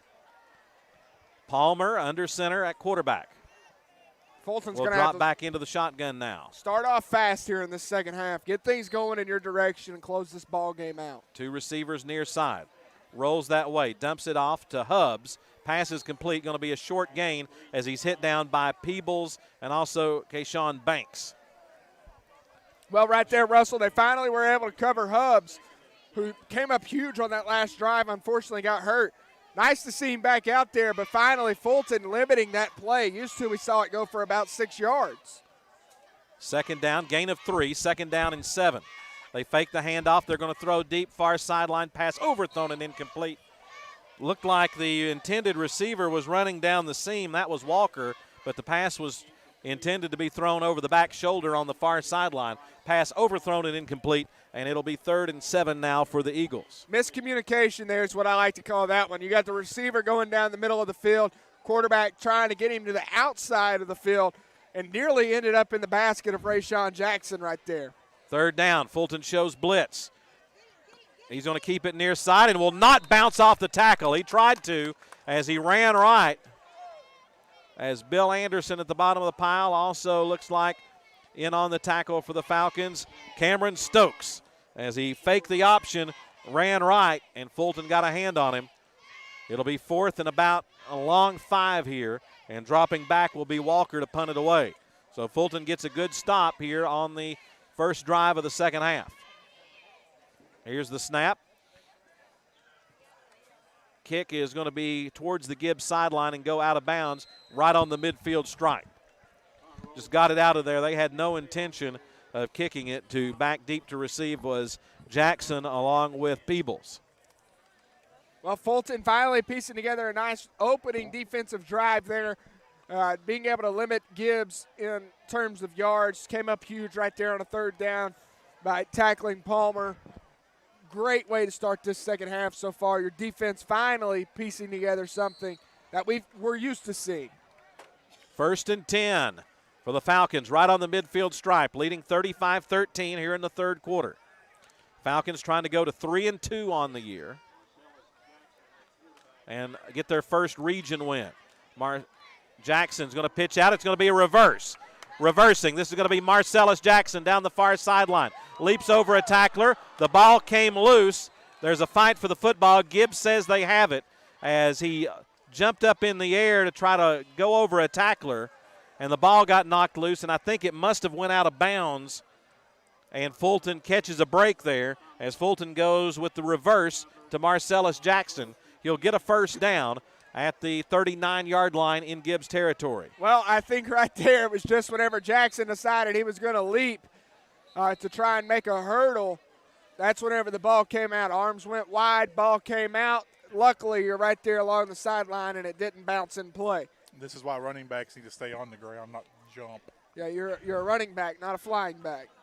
Timeout has been asked for, and I'm not sure if we have somebody injured, shaken up over there on the Gibbs sideline, as it's just an official break here. I can't really tell from where we're sitting at or why we had a stoppage of play. I think the coach. Yeah, it looks like there is a Fulton player over there on the sideline that's down. Looks like with a cramp. And that's Cameron Stokes. Yeah, Stokes. And you don't want to see him with a cramp here early in the third quarter, because that's the thing about cramps. They don't go away. Well, and that's the hard part about Fulton right now. You know, we're in week 5 talking about cramps, but Fulton has an excuse. They've got guys playing every down. Yeah. And it's still tonight's one of those kind of humid. nights. Yeah, it's very humid because we had a rain shower about 45 minutes before kickoff that came through. And it's just been humid all night. Not incredibly hot, but it is humid. Yeah, muggy. So Cameron will come off the field under his own power. And after the stoppage of play, Fulton will have it 1st and 10 at the Gibbs 39-yard line, leading 35-13. Next week, the Falcons go on the road to the Doghouse in West Knoxville, the Bearden Bulldogs. We'll have that broadcast for you coming up on WKCS Radio. First time since 2013 that the Falcons have traveled to Bearden. That's maroon on maroon, isn't it? Yes, maroon and gray against maroon and white. 1st and 10. Rayshawn Jackson in the shotgun. Takes it. Going to pitch his near side. They fake the reverse. Chenault's going to come around the end. Here's Chenault, 30. Breaks through a tackle and then steps out of bounds as he gets it inside the 30 down to the 25-yard line. Stepped out of bounds right on the 25 as they went with the fake reverse that time after running reverse on the play before. And it'll be 1st and 10 Falcons at the Eagle 25-yard line. Well, you just got to keep that defense honest, and right there, I think that's all Coach Black wanted to do. You know, you open up another lane there for Chenault to run through by sending that defense to bite on that reverse. Fulton's pulling out some plays from the Gibbs playbook, looks like. Hey, everybody is still 0 of 4 on trickeration. Bates and Jackson, the wide receiver, on the far side of the formation. Draw play. This is Chenault, big hole up the middle. Breaks through a tackle, breaks through another tackle, and will get it down inside the 20, down to about the 15-yard line. Nice hole up the middle for Davion Chenault. And then he's shown at times that he can be a power runner. He's not afraid of contact. And the Falcons move the chains again. And I believe that'll put Chenault over 100 yards rushing, probably well over 100 yards rushing for the 3rd time this year. Loading. Hang on one second. Yes, that puts him at 108 yards at the moment. Quiet comes over Ernest Whited Stadium. 10 minutes remaining in the 3rd. Falcons on the drive. Jackson fakes the handoff, is going to run left. Gives a stiff arm, makes a man miss, makes another move, and will get down to about the 6-yard line. Good hard running that time by Rayshawn Jackson. Faked the handoff to Chenault, ran left, and it's going to be close to 1st down yardage here for the Falcons as the Falcons are knocking on the door of the end zone. Going to be a gain of about 9 and make it 2nd and 1.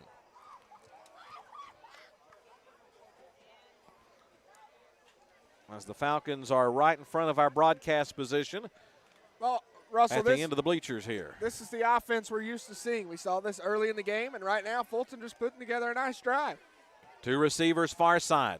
Kyle, the wide receiver, to the short side of the field. Jackson going to keep it up the middle, and Rayshawn is going to run over a tackler and get into the end zone for the touchdown. Touchdown! And the Falcons, on their first drive of the second half, increase the lead to 41-13. And Fulton is just running over people right now with their running backs and with the quarterback. Yeah, just right there. Pulling through people. Jackson just putting the bully move on, going through 3 defenders to get down to the goal line. Falcons playing very physical tonight. Here is Perez to attempt the extra point. Jackson, who scored the touchdown, will be the holder. Gibbs shows pressure. The kick by Perez is up, and it is wide. And I believe, Steve, that was wide right. Extra point attempt is no good. 8:57 remaining in the third. We'll take a 60-second break and be back. Fulton 41, Gibbs 13, as you listen to Fulton football on WKCS Radio. Adopt US Kids presents Multiple Choice Parenting. You've accidentally cut your daughter's bangs unevenly. Do you A, line things up a centimeter from her hairline? Man, oh man, oh man, oh man, oh man. No. Sweatbands are so hot right now. Everyone's wearing them. Like that basketball player and that other basketball player. B, get spiritual. Mom, where did all the mirrors go? A reflection could never capture our true selves. Huh? Beauty is within. C, look on the bright side. Less time blow drying, more time texting. Or D, show empathy. Mom, you really don't have Ta-da!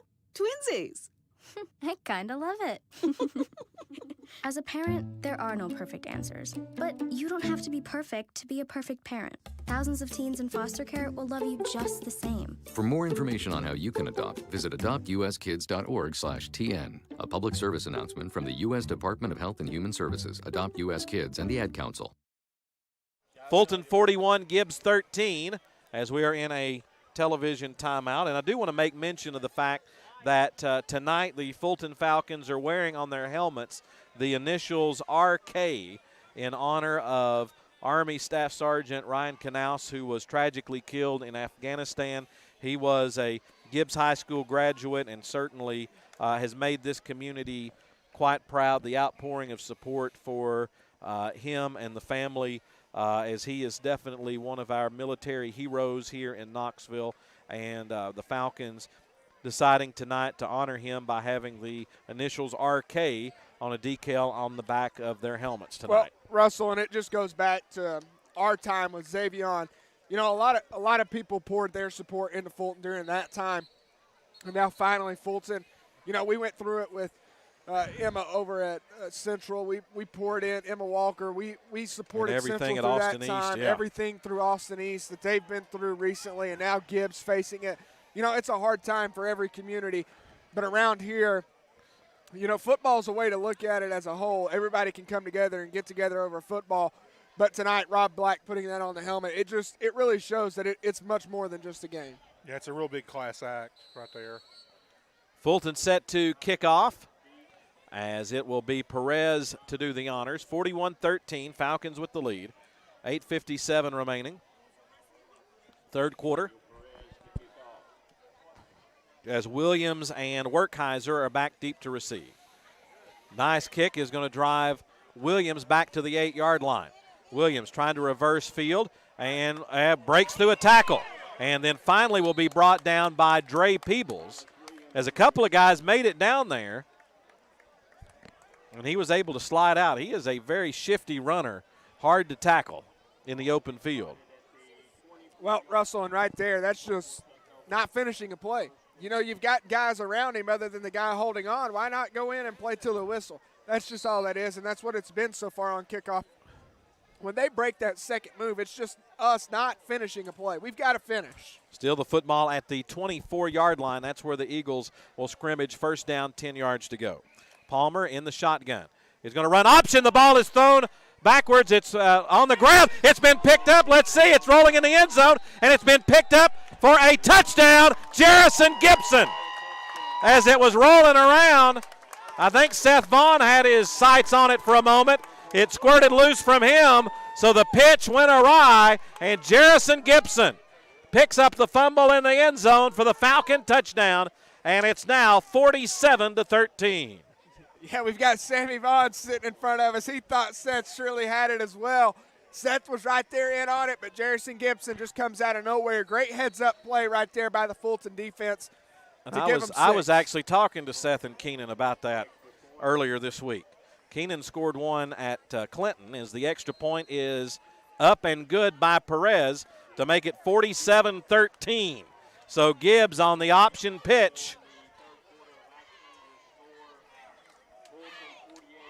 Is that right? 48? My thing says 50 for some reason. All right, well, we're going to get the scoreboard all straightened out. What does it say on the official WKCS radio? I think it's 48. The touchdown. We've only missed one PAT tonight. Yeah, we missed that. We missed that last and one. And we got a 2, so. Well, and that would make it, due to my poor math, 35-point lead here for the Falcons. Which would be mercy rule. And that would put the mercy rule into effect. I thought that extra point, missing that extra point took us out of it. Remember, we made a 2-point conversion, so that gave us the point to play with there. But that's a big mistake by the Gibbs offense, making it 48-13. Gibson with the touchdown. Yes, it is 48-13. I don't know. And the Falcons will get set to kick off. I don't think anybody saw this coming. Gibbs, as we said, the margin of victory, the average margin of victory in the 3 games that they'd played had been 5 points. They'd been playing close football all year. They won over Halls 25-20, lost at Webb on a field goal 17-14, and then lost to Carter by a touchdown. But tonight it's been all Falcons. Here's Perez. Squib kick's going to roll out of bounds, and Gibbs will get it 1st and 10 at the 35-yard line as the clock will roll here in the third quarter. Yeah, this has been a great effort here tonight by the Falcons. Seth was inches away from getting that touchdown. Yeah. The ball just rolled a little bit too far to the right. Yeah. Had it bounced back left, that's a touchdown by a big man. Well, that'd be if he had gotten that, that'd been 2 he's had this season, wouldn't it? Because he had the one at was against Central, where he picked the ball up and ran it back for a touchdown. Anderson County. County, Yeah, they had that me. big return. Yeah. Yeah. And that was his last play there. Yeah. That night. Gave it all. I love to see a big man Yeah, score. But Seth and Keenan have been recognized as the academic players of the game. They'll be recognized on the Rivalry Thursday broadcast. Here's a pass. Going to go to Hubbs, and he's going to get a short gain up to about the 36-yard line. Well, as Hubbs just going across the field making the catch. Russell, and being the academic player of the game, that just says a lot about the student athlete. They truly put student in front of athlete right there. Two great kids that I know do that. Gain of 1, 2nd down 9. Palmer's going to look near side pass in and out of the hands of Coppinger in traffic. Guarded by Ja Hayward. Pass incomplete, and it's going to be 3rd and 9. And, that's got to be a hard thing to do, is to have football practice for 2 or 3 hours after school, then have to go home and do all your studying and everything, get ready for the next day. Football, wrestling, and baseball. Oh, well. 3rd down, back to pass, in trouble, trying to get away, and he'll be brought down as he gets it up to the 41-yard line. Palmer, he being elusive as well. Keenan Vaughn chases him down, and it'll be 4th and 5. And if you're Gibbs, why not? Go for it here. As they line up quick. I mean, they may even try and get Fulton just to jump right here. 4th down and 5. Palmer rolls near way, dumps it off in traffic. Pass is going to be incomplete. Threw it, a man coming back to the middle, as that was going to be Williams. And Fulton had about 3 white shirts around the football as he tried to make the catch. Pass hits the ground, incomplete. Gibbs goes for it on 4th down, and the Falcons will get the ball back deep in Gibbs territory. 1st down and 10 yards to go. Now, this brings up a very interesting issue for the Falcons.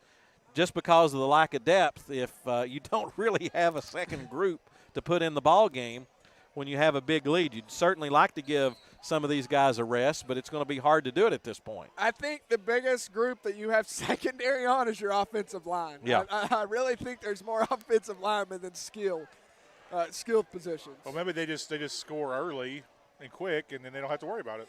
Jackson back in at quarterback. 48-13. Handoff is going to go to Marcellus Jackson. Trying to get to the sideline. Is going to reverse field. Now cuts back and will step out of bounds as he gets it to the 40-yard line, and then was pushed late out of bounds. There was no flag. He was on the green outside, and somebody from Gibbs came in there and gave him a little late shove. Maybe the umpires lost their flags. I don't think they want any more flags tonight. 5 minutes remaining in the third. Falcons up 48-13. Looking for win number 3 on the year. Trying to go 3-2 and more importantly 1-1 in region play. And that's, like you said, more importantly, this win tonight is a huge win in huge fashion so far for Fulton.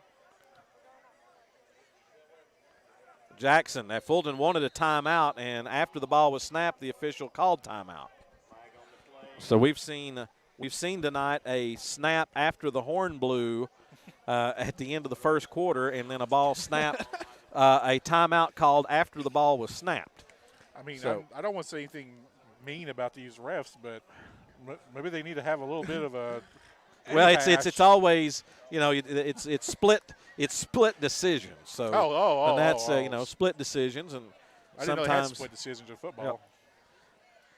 4:37 remaining in the third. 48-13 Falcons with the lead, and it's been an impressive night. Davion Chenault with 3 rushing touchdowns, over 100 yards of rushing. Marcellus Jackson's put on a show tonight. Unfortunately, one of his long runs on a return got wiped off the scoreboard. Fulton's had 4 touchdowns called back tonight because of penalties. I feel like LeBron James, not 1, not 2, not 3, but 4. Having 1 called back is okay. I understand 1. Yeah. But 4 plays tonight where Fulton has scored and it's been called back. Can we send that to Sports Center? I think that ought to be on the top 10. Not top 10. The not top 10 or something. I think the officials may put it in their top 10 highlights. Though. It'll be on the WKCS top 10, as after the Fulton timeout, we have a whistle, and Gibbs has asked for a timeout.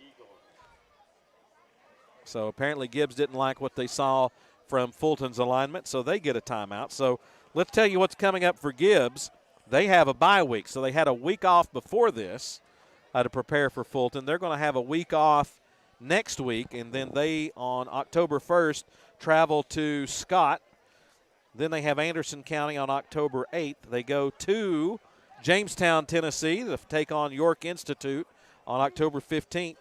The Clinton Dragons, who are having an outstanding year, come here on October 22nd, and they end out the season on the road at South Doyle. So that's a tough stretch for Gibbs, having to face Anderson County, Clinton, and South Doyle, and I believe York's even having a pretty good year in Class, I believe 3A. Yeah, the Fulton's schedule and Gibbs' schedule do seem ridiculous for a 4A school. Yeah. Fulton still has to go to 2 Bearden, 6A schools. Yeah, Bearden and South Doyle the next 2, 2 pretty good teams that played last week. After all the timeouts, it'll be 2nd and 8. Jackson in the shotgun. This will be Marcellus getting the snap, and he will be twisted down as he gets it up to the 36-yard line. And Marcellus is the backup quarterback. So you may be at home thinking, why would he still be running the football? He's the backup quarterback, and for the Falcons, he needs snaps in that position. Well, and we've seen it whenever he does have to come in. There's just miscommunication. So for him to get these reps, it's just it's mental reps, mainly trying to read defense, get the offense set up. It's just huge. It's nice to have that in your back pocket. Rayshawn will be back in at quarterback here, as they're going to throw near side to Marcellus. Makes a man miss. We'll have a first down and more as he will grind his way down to the 20-yard line. The ball came loose, but they'll say that he was down. It'll be a 1st and 10 at the 20-yard line as Marcellus just kind of wandered off the line of scrimmage, and Rayshawn took the snap and threw it that way to him, and he rumbles down the sideline for another Fulton first down with 3:30 remaining here in the third quarter. Fulton leading 48-13. Fulton's running game tonight has been exceptional, being able to just kind of run at will. We really haven't seen that from Fulton except in the first 2 games. Jackson asks for the football, gives it to Chenault, has some blockers out front. Now he's going to have to bounce it outside and won't get much as he'll be crunched down as he gets it to the 20-yard line.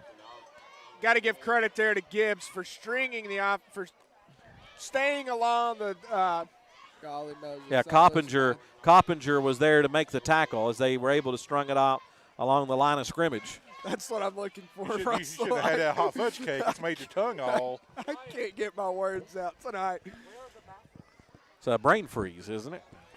Yeah, like I said, I don't know. Steve may have his headset back on. I'm not real sure. But, Steve, I found the ice cream. It's up behind the home side. Nice. It sounds like he's still getting golf tips down there. 2nd down and 11. Jackson gets it. Fakes the handoff. He's going to look. Pump fake. Now waits, looking. How much time is he going to have? Now, kind of like Joe Milton there. And now Ray Sean's going to throw it down the far sideline out of bounds. Intended receiver was Marcellus Jackson. Like Joe Milton against Bowling Green there. He just stood there. Yeah.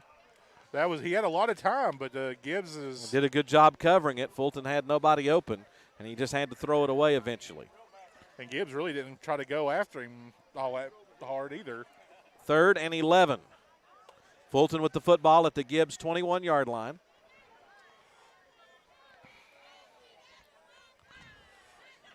Two receivers near side.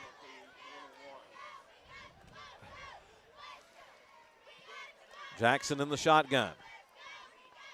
Pitch is going to come near side to Chenault. Chenault cuts it up, runs into a blocker. There's a flag down as Chenault sidesteps a man, gets to the outside, and will be slung down at the 10.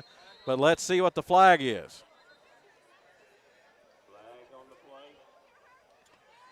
Marcellus is just kind of standing there like, what's this call now?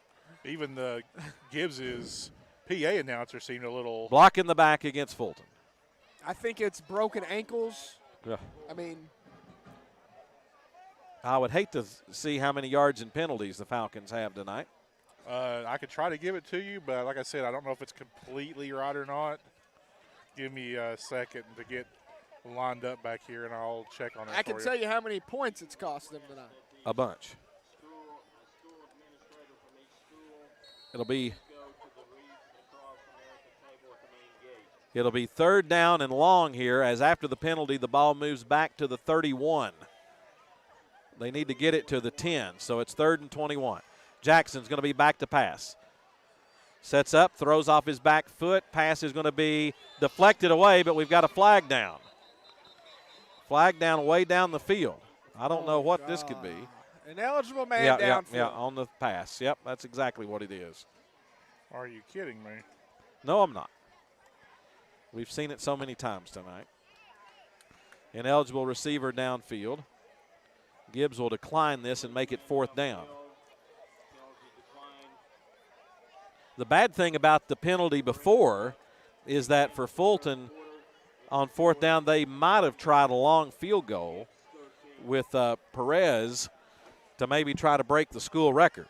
But it's going to be 4th and long, 4th and 21 as the clock rolls down to 0. That is the end of the 3rd quarter. Fulton dominating here tonight on the road at Gibbs. Fulton 48, Gibbs 13. Back in 60 seconds with the 4th and final quarter as you're listening to Fulton Football on WKCS Radio. If an individual student athlete or team wins a high school state championship, it's an amazing thing. It's also just the icing on the cake. That's because young people in Tennessee who participate in education-based athletics are already winners. Studies show that win or lose, participation helps to impart skills they can use to enjoy greater success in other areas of their lives. School sports teach the benefits of teamwork, the value of self-motivation, and the importance of accountability. They also help to foster stronger work habits and higher levels of self-esteem. In other words, the true value of school sports can't be measured in terms of wins or losses. If an individual or team goes to state, it's an incredible accomplishment. But regardless of the outcome, today's student athletes are already destined to go far. School sports, a winning part of a complete education. This message presented by the Tennessee Secondary School Athletic Association and the Tennessee Interscholastic Athletic Administrators Association. Gibbs. Where the score is 48-13 Fulton. We're having some technical difficulties, so I thought I'd step in here for Russell. Well, we're back here there we at go. Gibbs. Steve, can you hear us? Yeah, I got you now. All right, Steve. Yeah, I have muted Corbin, but I can hear you wrestle. Okay, apparently. Hey, I was trying to be nice and tell you where the ice cream is. There is ice cream here. There's hot fudge sundaes. Trust me, I've already had one. Sounds good.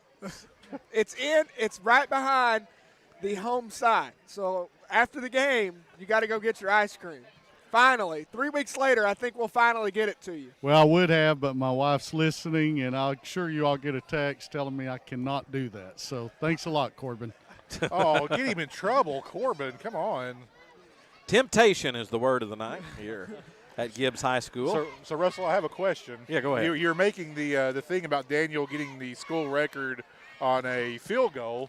What is the record would be 40 yards. Oh, how do you know this stuff? It's Russell Mays. It's That's the a good voice of the point. Falcons. I mean, been around a long time. 4th and 21 as we get ready to start the fourth quarter here.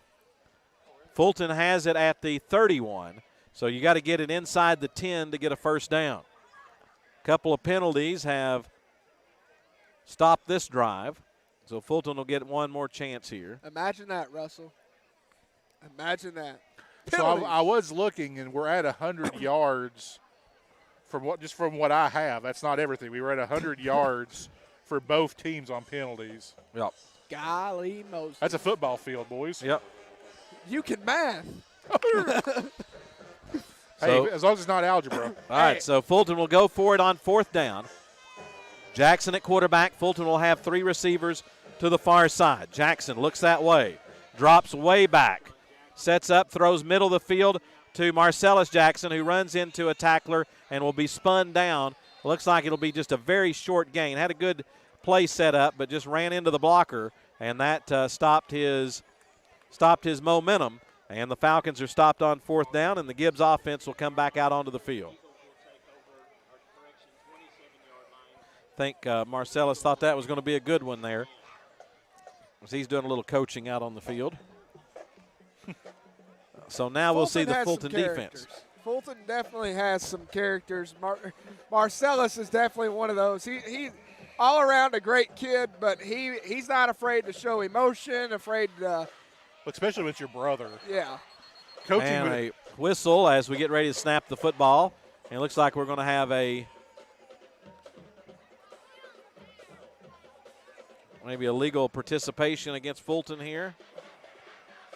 As Fulton was trying to get people, as Fulton was trying to get people on and off the field. And they counted 12 men out there. So it'll be a 5-yard penalty against the Falcons. As we roll under the 11-minute mark remaining in the ballgame. Fulton 48, Gibbs 13. Here's Palmer. Pressure on, rolls out near side, dumps it off, and the pass is going to be incomplete near the sticks as they tried to throw it across. That time, trying to make the catch was Bryson Allen, a junior. The pass is incomplete, and it'll be 2nd and 5. Well, great job there by Fulton, stringing out that play, forcing it to the sideline, and receiver just ran out of real estate. Gibbs quickly over the football. Williams comes in motion. Back to pass is Palmer. He's going to run it. He has running room. He'll have a first down and more, and will just step out of bounds. Eluded the first line of defenders, and Palmer with his feet is able to scramble for a first down. Fulton's done a great job tonight defensively, forcing Palmer out, but Palmer's done a great job offensively at making plays. 1st and 10 for the Eagles. Fakes the handoff, and he's going to be hit. The ball squirts loose. They're going to say, no, they're going to say incomplete again. There's no way. That was not even a pass. Keenan Vaughn came from the backside. Second time tonight that he has hit Palmer just as he was dropping back to throw. The arm not going forward, and he was wiped out, and the officials rule the pass incomplete. Russell, I'm not counting or anything, but I think it's 4 touchdowns and 2 fumbles is what the refs have cost us tonight. But I'm definitely not counting. 2nd down, handoff up the middle as they come through with Butler, who hasn't had a lot of carries tonight. Will Sims with the tackle for Fulton, getting some work at linebacker. Will, a senior. As we said, Fulton just does not have a lot of depth. Guys ready to play in varsity action here. So you'll see a lot of starters still in. 3rd down, pass is going to be overthrown and incomplete. Intended for Coppinger, and it was a good alert play there by Gibbs to knock it away. It would have been an interception, as it was thrown almost in the area of Jackson. Which I'm surprised Gibbs still has a lot of their starters Yep. out there. 4th down, Gibbs will go for it. 8:30 remaining in the ball game. Palmer rolls right, looks, dumps it off, pass is complete. Making the catch right on the sideline is Coppinger at the 40-yard line, and he carries for a first down. Pass complete as Gibbs converts on 4th down. The little short pass to Coppinger, and the Eagles are able to move the chains, trailing 48-13. These short routes have absolutely hammered Fulton tonight. The short routes have killed the Falcons. I mean, there's no match there. What are we? I think they're saying that they didn't get the first down there, Russell. Wow. I thought don't know how. saw, Maybe he stepped out of bounds early. Well, I thought I saw something come loose on the far sideline. Maybe he dropped it. Yeah. Like he dropped it, maybe. I don't know. But then I just saw another person move, so I thought it was a foot. We'll get the replay here in just a second. So the pass is ruled incomplete. I know Bill Anderson was walking this way from our angle, it was hard to tell. He was saying it was their ball. Okay, so. well. And apparently here's a. Yeah, it is Fulton football. So the Falcons do get a stop on 4th down. Apparently, I think there might have been a penalty too, because they moved the ball. And now we have a timeout asked for by Fulton, as I don't think they have the right personnel out onto the field. Coach Black not too happy here.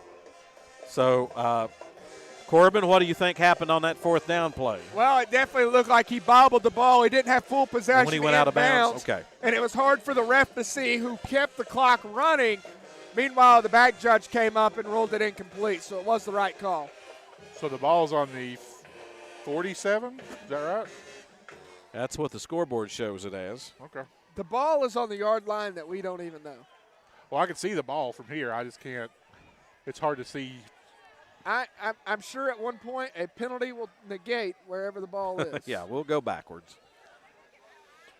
Well, this is going to be a big win for the Falcons. We said it was a must-win ball game for Fulton, and they got out to a fast start and have not looked back tonight. Defense, 13 points here in the 3rd quarter. The defense has had to work tonight.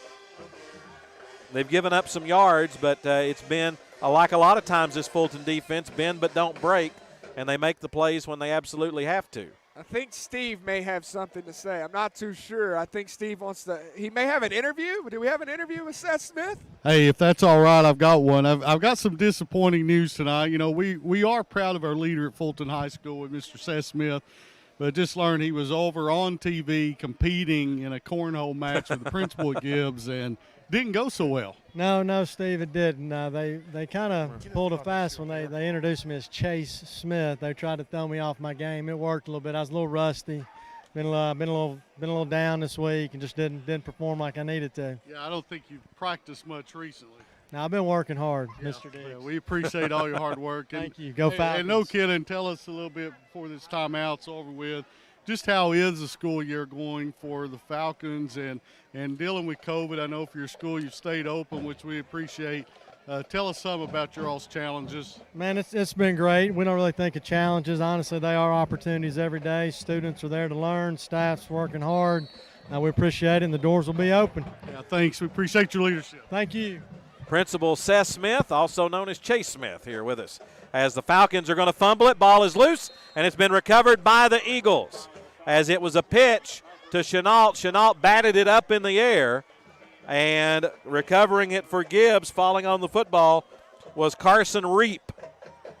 Just a bad turnover there by Fulton, sloppy. Yeah, it was a sloppy pitch that turned into a sloppy catch, and it just bobbled way too long. Chenault running away from it, couldn't get a grip on it. So Fulton, after that incomplete 4th down pass, gave Fulton the ball. Fulton gives it right back to Gibbs on the turnover. Reap, the nose man, a senior, with the fumble recovery. 6.5 minutes remaining in the football game here from Gibbs High School. 1st and 10 for the Eagles. They'll have it at the Fulton 45-yard line. Back to pass, throwing it far down the sideline. Pass is going to be, oh, what a catch! Amazing catch down the far sideline for the Eagles, as that was Coppinger.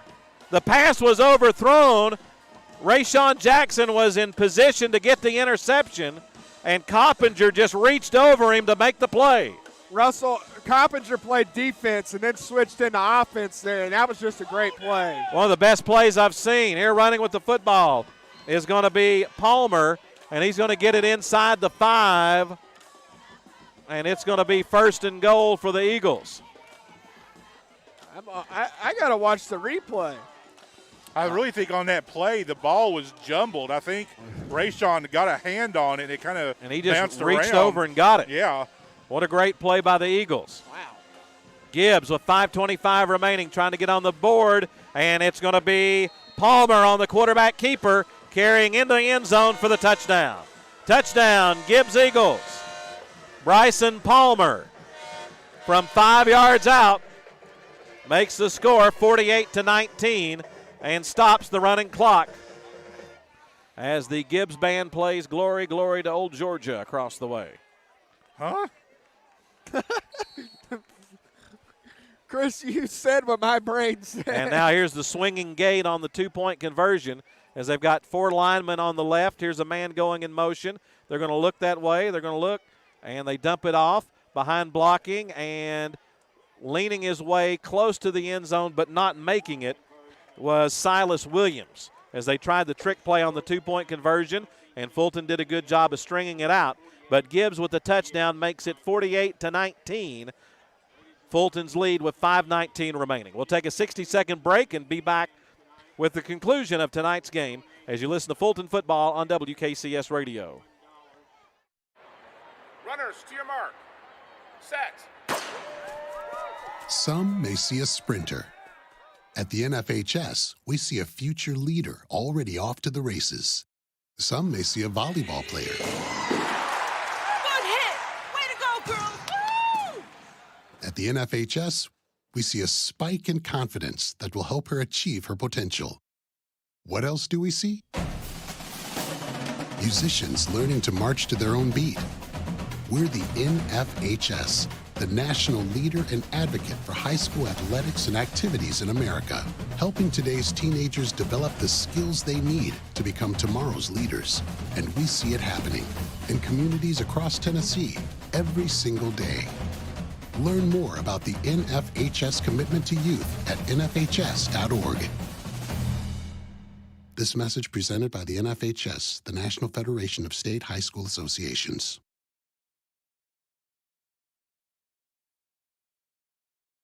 Text and whatever. Just don't text and drive. Visit StopTextsStopWrecks.org. A message from the National Highway Traffic Safety Administration and the Ad Council.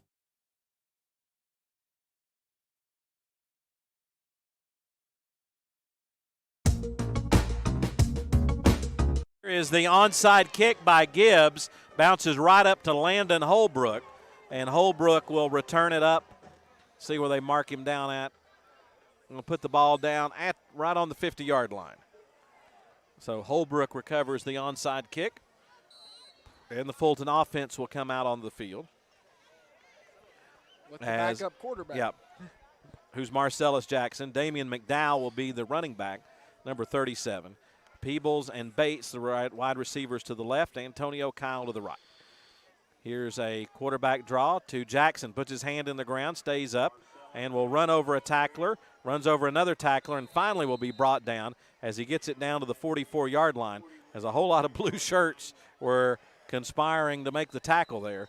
And we've got a Gibbs player a little bit slow to get up.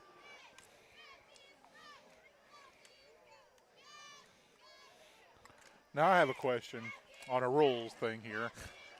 Well, don't ask us. Well, I'm just. We don't know the rules. Yeah, the rules change every week, Chris. Yeah. Why do they stop the clock after you get back to the? Yeah, because now the mercy rule's not in play because it's less than a 35-point lead. But you've ran the clock for a whole. Yeah, well, because it was more than a 35-point lead. Hey, and now in basketball, it's different. In basketball, once it gets to 35, it runs. That would make more sense for football, too. Because they don't want the clock keepers to have to do math as it goes between. Sorry to ask all these questions, folks. No, but I see something that's kind of crazy. It's a legitimate question. Chris, next week that rule will change. Yeah. You know, it's one of those moments where, you know, you run the clock for 3.5 quarters. Yeah. And then the last minute, the other team scores, and you we're going to stop the clock for the last 60 seconds of the game. That's how it feels. In the words of Mr. Horse, no, sir, I don't like it. Here is, after the timeout, Fulton will come out, and we'll see over here on the right side of the formation, we'll see Raymond Thomas and Ja Hayward at wide receiver. As Jackson gets it, he's going to run right. Looking for a seam, bounces to the outside, gets a block, stays up, following blockers. Now cuts it back across the field. Stays up. He's racing down the far sideline, trying to get to the corner, and he will be brought down inside the 5-yard line. Nice reverse field run by Marcellus Jackson. And again, he's the backup quarterback. And I think we're going to get a late hit out of bounds. And he's a little slow to get up. He's spread eagle across the way. I think he's trying to catch wind. Yeah. But somebody run that boy an oxygen tank out there. So a timeout for the injury. 4:25 remaining. Fulton up 48-19. And Coach Rob Black and trainer Chico Dupas will go all the way across the field to take a look. And that reminds us again to tell you that next week, Gibbs gets a personal foul at the end of the run. Next week, the Falcons will be on the road at Bearden. So we'll go to Class 6A Bearden. The Bulldogs have had a good season so far this year. They suffered a loss to South Doyle last week. But that's going to be a tough battle. Again, you're going to play a team that has more depth, more players. They played a tough game earlier this year against West. Every team we've played this year, it seems to have more players. Everybody's going to have more depth. Even Austin East, I think, had more players than we did. But the Falcons are 4 minutes and 25 seconds away from finishing the first half of the season with a 3-2 record. And I think everybody would have taken that if you said you can be 3-2 after the first 5. And lose to number 1 West and lose to a very good region opponent, Anderson County. Yeah. Tyler McNew is in as a wide receiver. McDowell will be the running back, as Rayshawn Jackson is going to be the quarterback. They give it to Damian McDowell, and he carries into the end zone for the touchdown.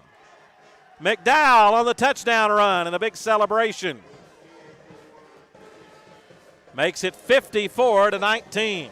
Russell, here's a history question. When was the last time Fulton put up 54 points?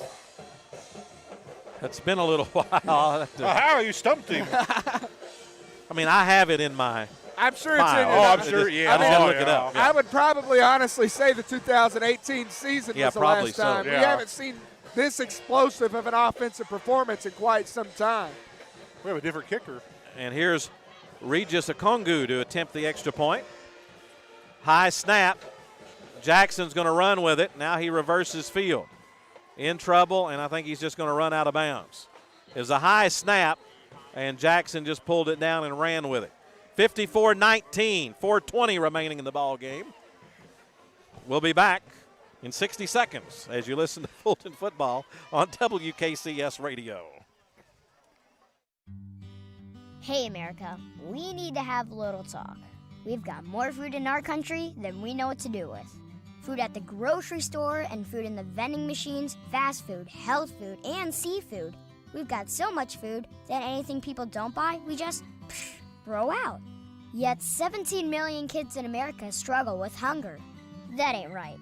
Luckily, the Feeding America nationwide network of food banks has volunteers gathering excess food and getting it to hungry kids. They're kind of like food angels. Yeah, I made that up. It's kind of catchy. Hello, people. This isn't rocket science. We could solve hunger today. To start, become a food angel yourself by supporting Feeding America in your local food bank at feedingamerica.org. We can't do it without your help. To help solve hunger in East Tennessee, contact Second Harvest Food Bank of East Tennessee or visit feedingamerica.org. Brought to you by Feeding America and the Ad Council.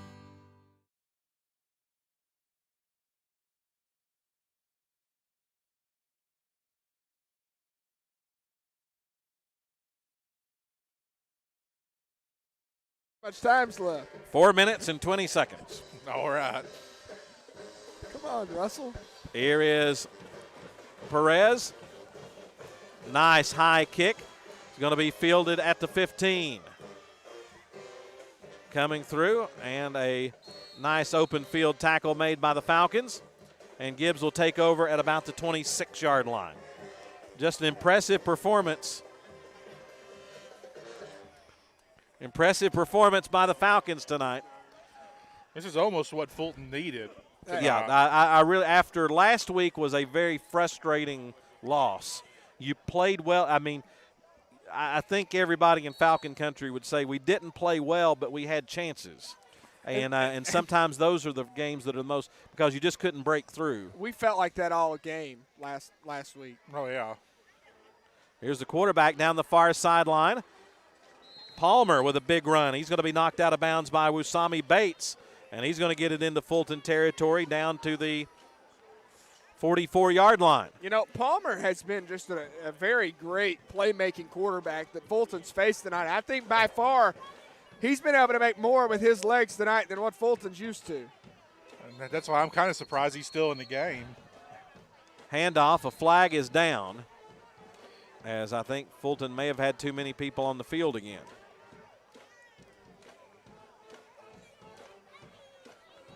And that's what happens is you make lots of substitutions,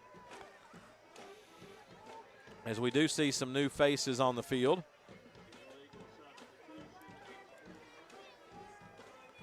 And Gibbs will have it 1st and 5 at the Fulton 39-yard line, as now we get everybody lined up properly. Here's Palmer. Flush from the pocket, going to run it. Has running room, and will get it inside the 20 and step out of bounds at the 18-yard line. You know, if he just wants to run with it, that's going to be hard to stop. Yeah, and I think it's up front. You know, we're not containing. That's been the issue for the past couple of weeks. We're not getting the outside containment. Here's Palmer running right. Going to throw it. Pass. And the catch is going to be made. Nice catch at about the 6-yard line. Coppinger makes another nice catch. He's had quite a game tonight. 1st and goal for the Eagles with 2:11 remaining in the ball game. Palmer in the shotgun with a single back. Gives it to the running back, and he's going to be cut down as Raymond Thomas makes the tackle as they went to Butler going left. And Raymond, the freshman, got through there and tripped him up. What number is he? Wait a minute. Yes, that was Raymond Thomas, number 18. Thank you, sir. And here is Palmer. He's going to run right and carry it into the end zone for the touchdown.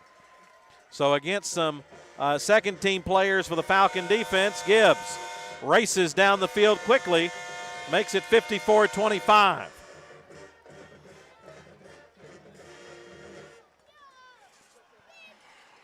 Nice drive by the Eagles. And the extra point by Benji Angola. Kick is up. And the left footer kicks it through. 54-26. 1:41 remaining in the ball game. We'll take another 60-second break. You're listening to Fulton Football on WKCS Radio. Let's talk about the X's and O's of family entertainment. Every parent in Tennessee knows the importance of being able to draw up an activity that'll get you out of the house for a couple of hours. But it needs to be affordable. It needs to be family-friendly. Above all, it needs to be fun. Now, let's talk about high school sports.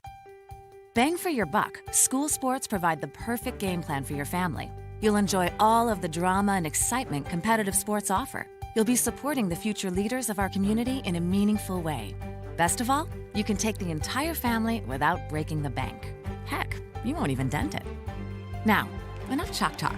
Let's get out there and see what's playing at the high school in your community. School sports. Good for our kids, good for our community. This message presented by the Tennessee Secondary School Athletic Association and the Tennessee Interscholastic Athletic Administrators Association. Onside kick attempt coming up for Gibbs from Angola. No, he's going to kick it deep. It's going to be fielded by Jackson at the 19. Here's Marcellus down the far sideline. And he will be hit out of bounds as he gets it inside the 50. And a nice return by Marcellus Jackson. And with 1:34 remaining, the Falcons would just like to run the clock out here. Bull. As Seth Vaughn throws a souvenir in the stands. That's a sweaty and wet T-shirt. But he threw it to his dad. Said, wash it, please. Can we put him in the game? That's good hands right there. Yeah. Sammy made the mistake of trying to catch it. Yeah. I don't want it. There was quite a splash. That shirt. He says it's about 4 pounds, so. That shirt needs to go through the ringer. So Rayshawn Jackson will be back out at quarterback. McDowell, the running back. They'll just give it to McDowell up the middle, and he'll grind forward inside the 45 down to the 44.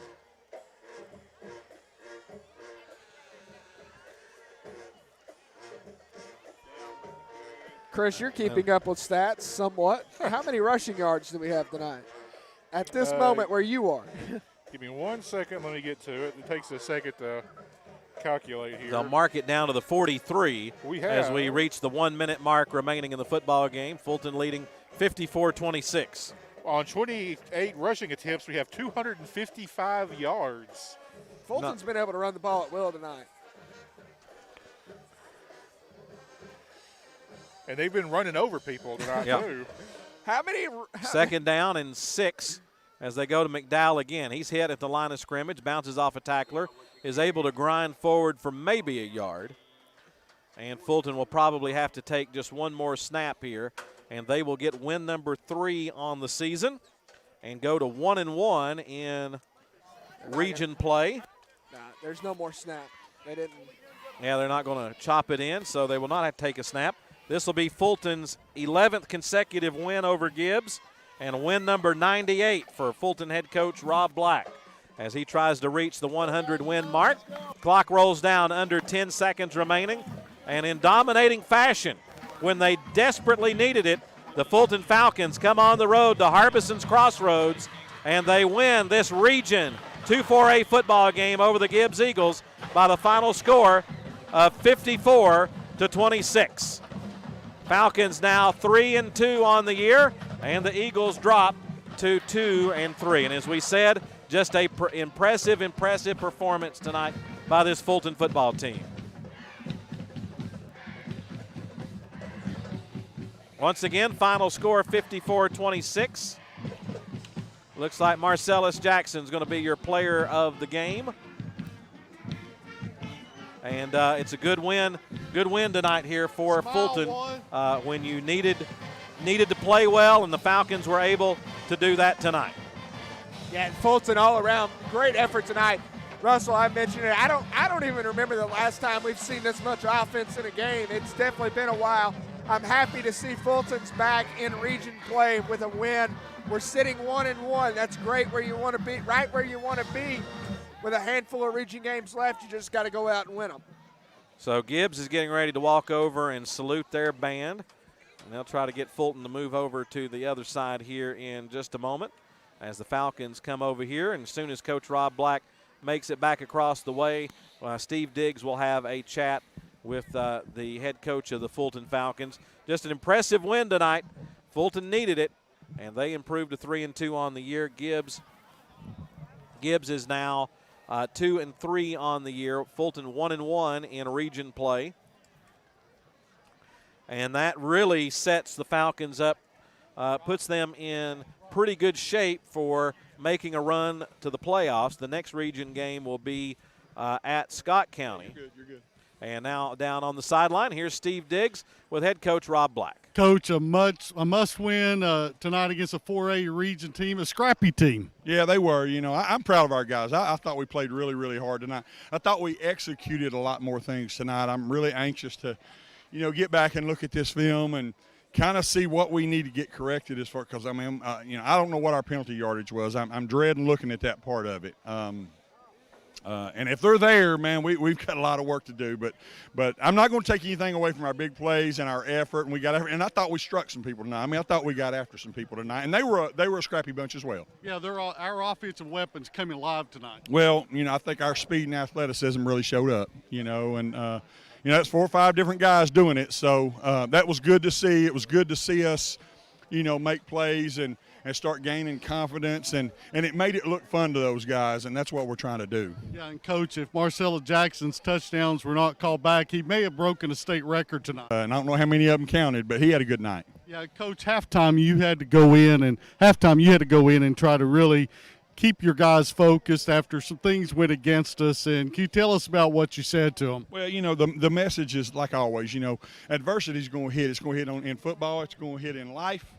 And so in this game right here, when something didn't go our way or whatever, tonight I didn't see us pointing fingers and, our attitude go the wrong way. But so we just went in and talked about just keep on playing, and again, sometimes we can't control everything that happens to us, but we can control how we react to it. And I thought we did a pretty decent job. Yeah, you started to touch on it, Coach, but I thought tonight was our best exemplary leadership among the team we've seen all year, on the field and also over on the sideline. Yeah, I think so. I think our guys are trying to figure it out. I think we got some guys stepping up and trying to be leaders, and that's going to be important to this team moving forward. Yeah, and next week a 6A Bearden team. Yeah, again, that'll be tough. When we go against 6A, they're not going to play very many people both ways. Us and Gibbs both did, but they won't, so it'll be tough on us. But, 6A school again. But, hopefully this confidence builder right here is good for us, and it causes us to have a good week of practice and in preparation for them. And if we can do that, I think we can play with them. Coach, enjoy this huge win tonight. Congratulations. Thanks, Steve. Appreciate it. That's Steve Diggs down on the sideline. And, Steve, as Coach Black was saying, just an impressive win at a time that Fulton needed to play well tonight, and that's exactly what they did. Yeah, I'll tell you, he was exuberating really with a lot of emotion he wanted to share tonight. He needed this win. The team needed the win, and it was a must lift for the Falcons. And I will say, down on the sidelines tonight and in outfield, watching these guys, their attitude, et cetera, it was just a totally different group of guys tonight. Real encouraging. Well, Steve, thanks for a great job, and we'll see you next week in West Knoxville. Yeah, thank you, Russell. And also, just want to say it's good being with you and Lauren tonight as we were together for the Fellowship of Christian Athletes Banquet. Great organization doing great things for the Falcons, so good to be with you. Yeah, we really enjoyed being there last night, and thanks to Adam Diggs for the invitation. 54-26 is our final score. The Falcons get the win, and let's go ahead and just wrap this one up tonight. Chris, do you have any final stats for us? Sure, if I can get to them. Let's see. The big stats for tonight were we were 333 yards on total offense, 257 yards of rushing, lots of penalties. We knew that. So Rayshawn ended up with 116 yards of passing tonight.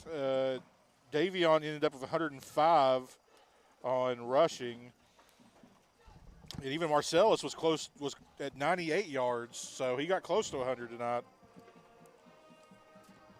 Yeah, I mean, Marcellus, obviously the TV crew thought that he was player of the game tonight. Fulton had 4 touchdowns called back tonight. I believe 2 or 3 of them were his, so that would have padded to his stats. Just an all-around great effort tonight by the Fulton Falcons. Huge confidence booster, like Coach Black said. So all-around great effort tonight for your Fulton Falcons to get a region win over the Gibbs Eagles in great and wonderful fashion. 54 points just says a lot about the performance tonight. Yeah, the Falcons came out and they really showed that they wanted this game, and they came out and they played fantastic tonight. There was a few ups and downs, but that's with any football game. But you got to give it to the Falcons. They came out, they worked hard, and they pushed for what they wanted. Now I think we're 11-0 with Gibbs now. Fulton's won the last 11. Oh my goodness. Sorry. Well, let's go ahead and just wrap things up tonight, because we've got school tomorrow, and we certainly appreciate you listening. Winslow's already headed to the bus. Just a good win for the Falcons as they win 54-26. Our MVP of the night, Nicholas Slagle, who technically pulled a rabbit out of his hat to be able to get the video stream on the air. And I can't begin to tell you how much I appreciate the fine work that he does to make all this possible, because we couldn't do it without him. We thank you for watching and staying with us on our video stream. Robert Sheffield was in the studio. The voices you heard on the broadcast tonight, we had Kevin Cabrera along with Dre Peebles and Rayshawn Jackson on our pregame show. Tommy Sweat had the update from Memphis. We appreciate those reports. Our Memphis correspondent, Tommy Sweat, on the broadcast with us here tonight. And then the voices you heard on the broadcast, Jackson Powell, Chris Mays, and Corbin Carver. Thank those guys. And we just want to thank you for joining in and listening to us tonight here on Falcon Radio 91.1 WKCS. Big win for the Falcons. They improved to 3-2 on the year as they defeat Gibbs 54-26. Until we talk to you again next week from Bearden High School, this is Russell Mays saying thanks for listening to Fulton Football on WKCS Radio. Good night, Reagan. Good night, Anderson.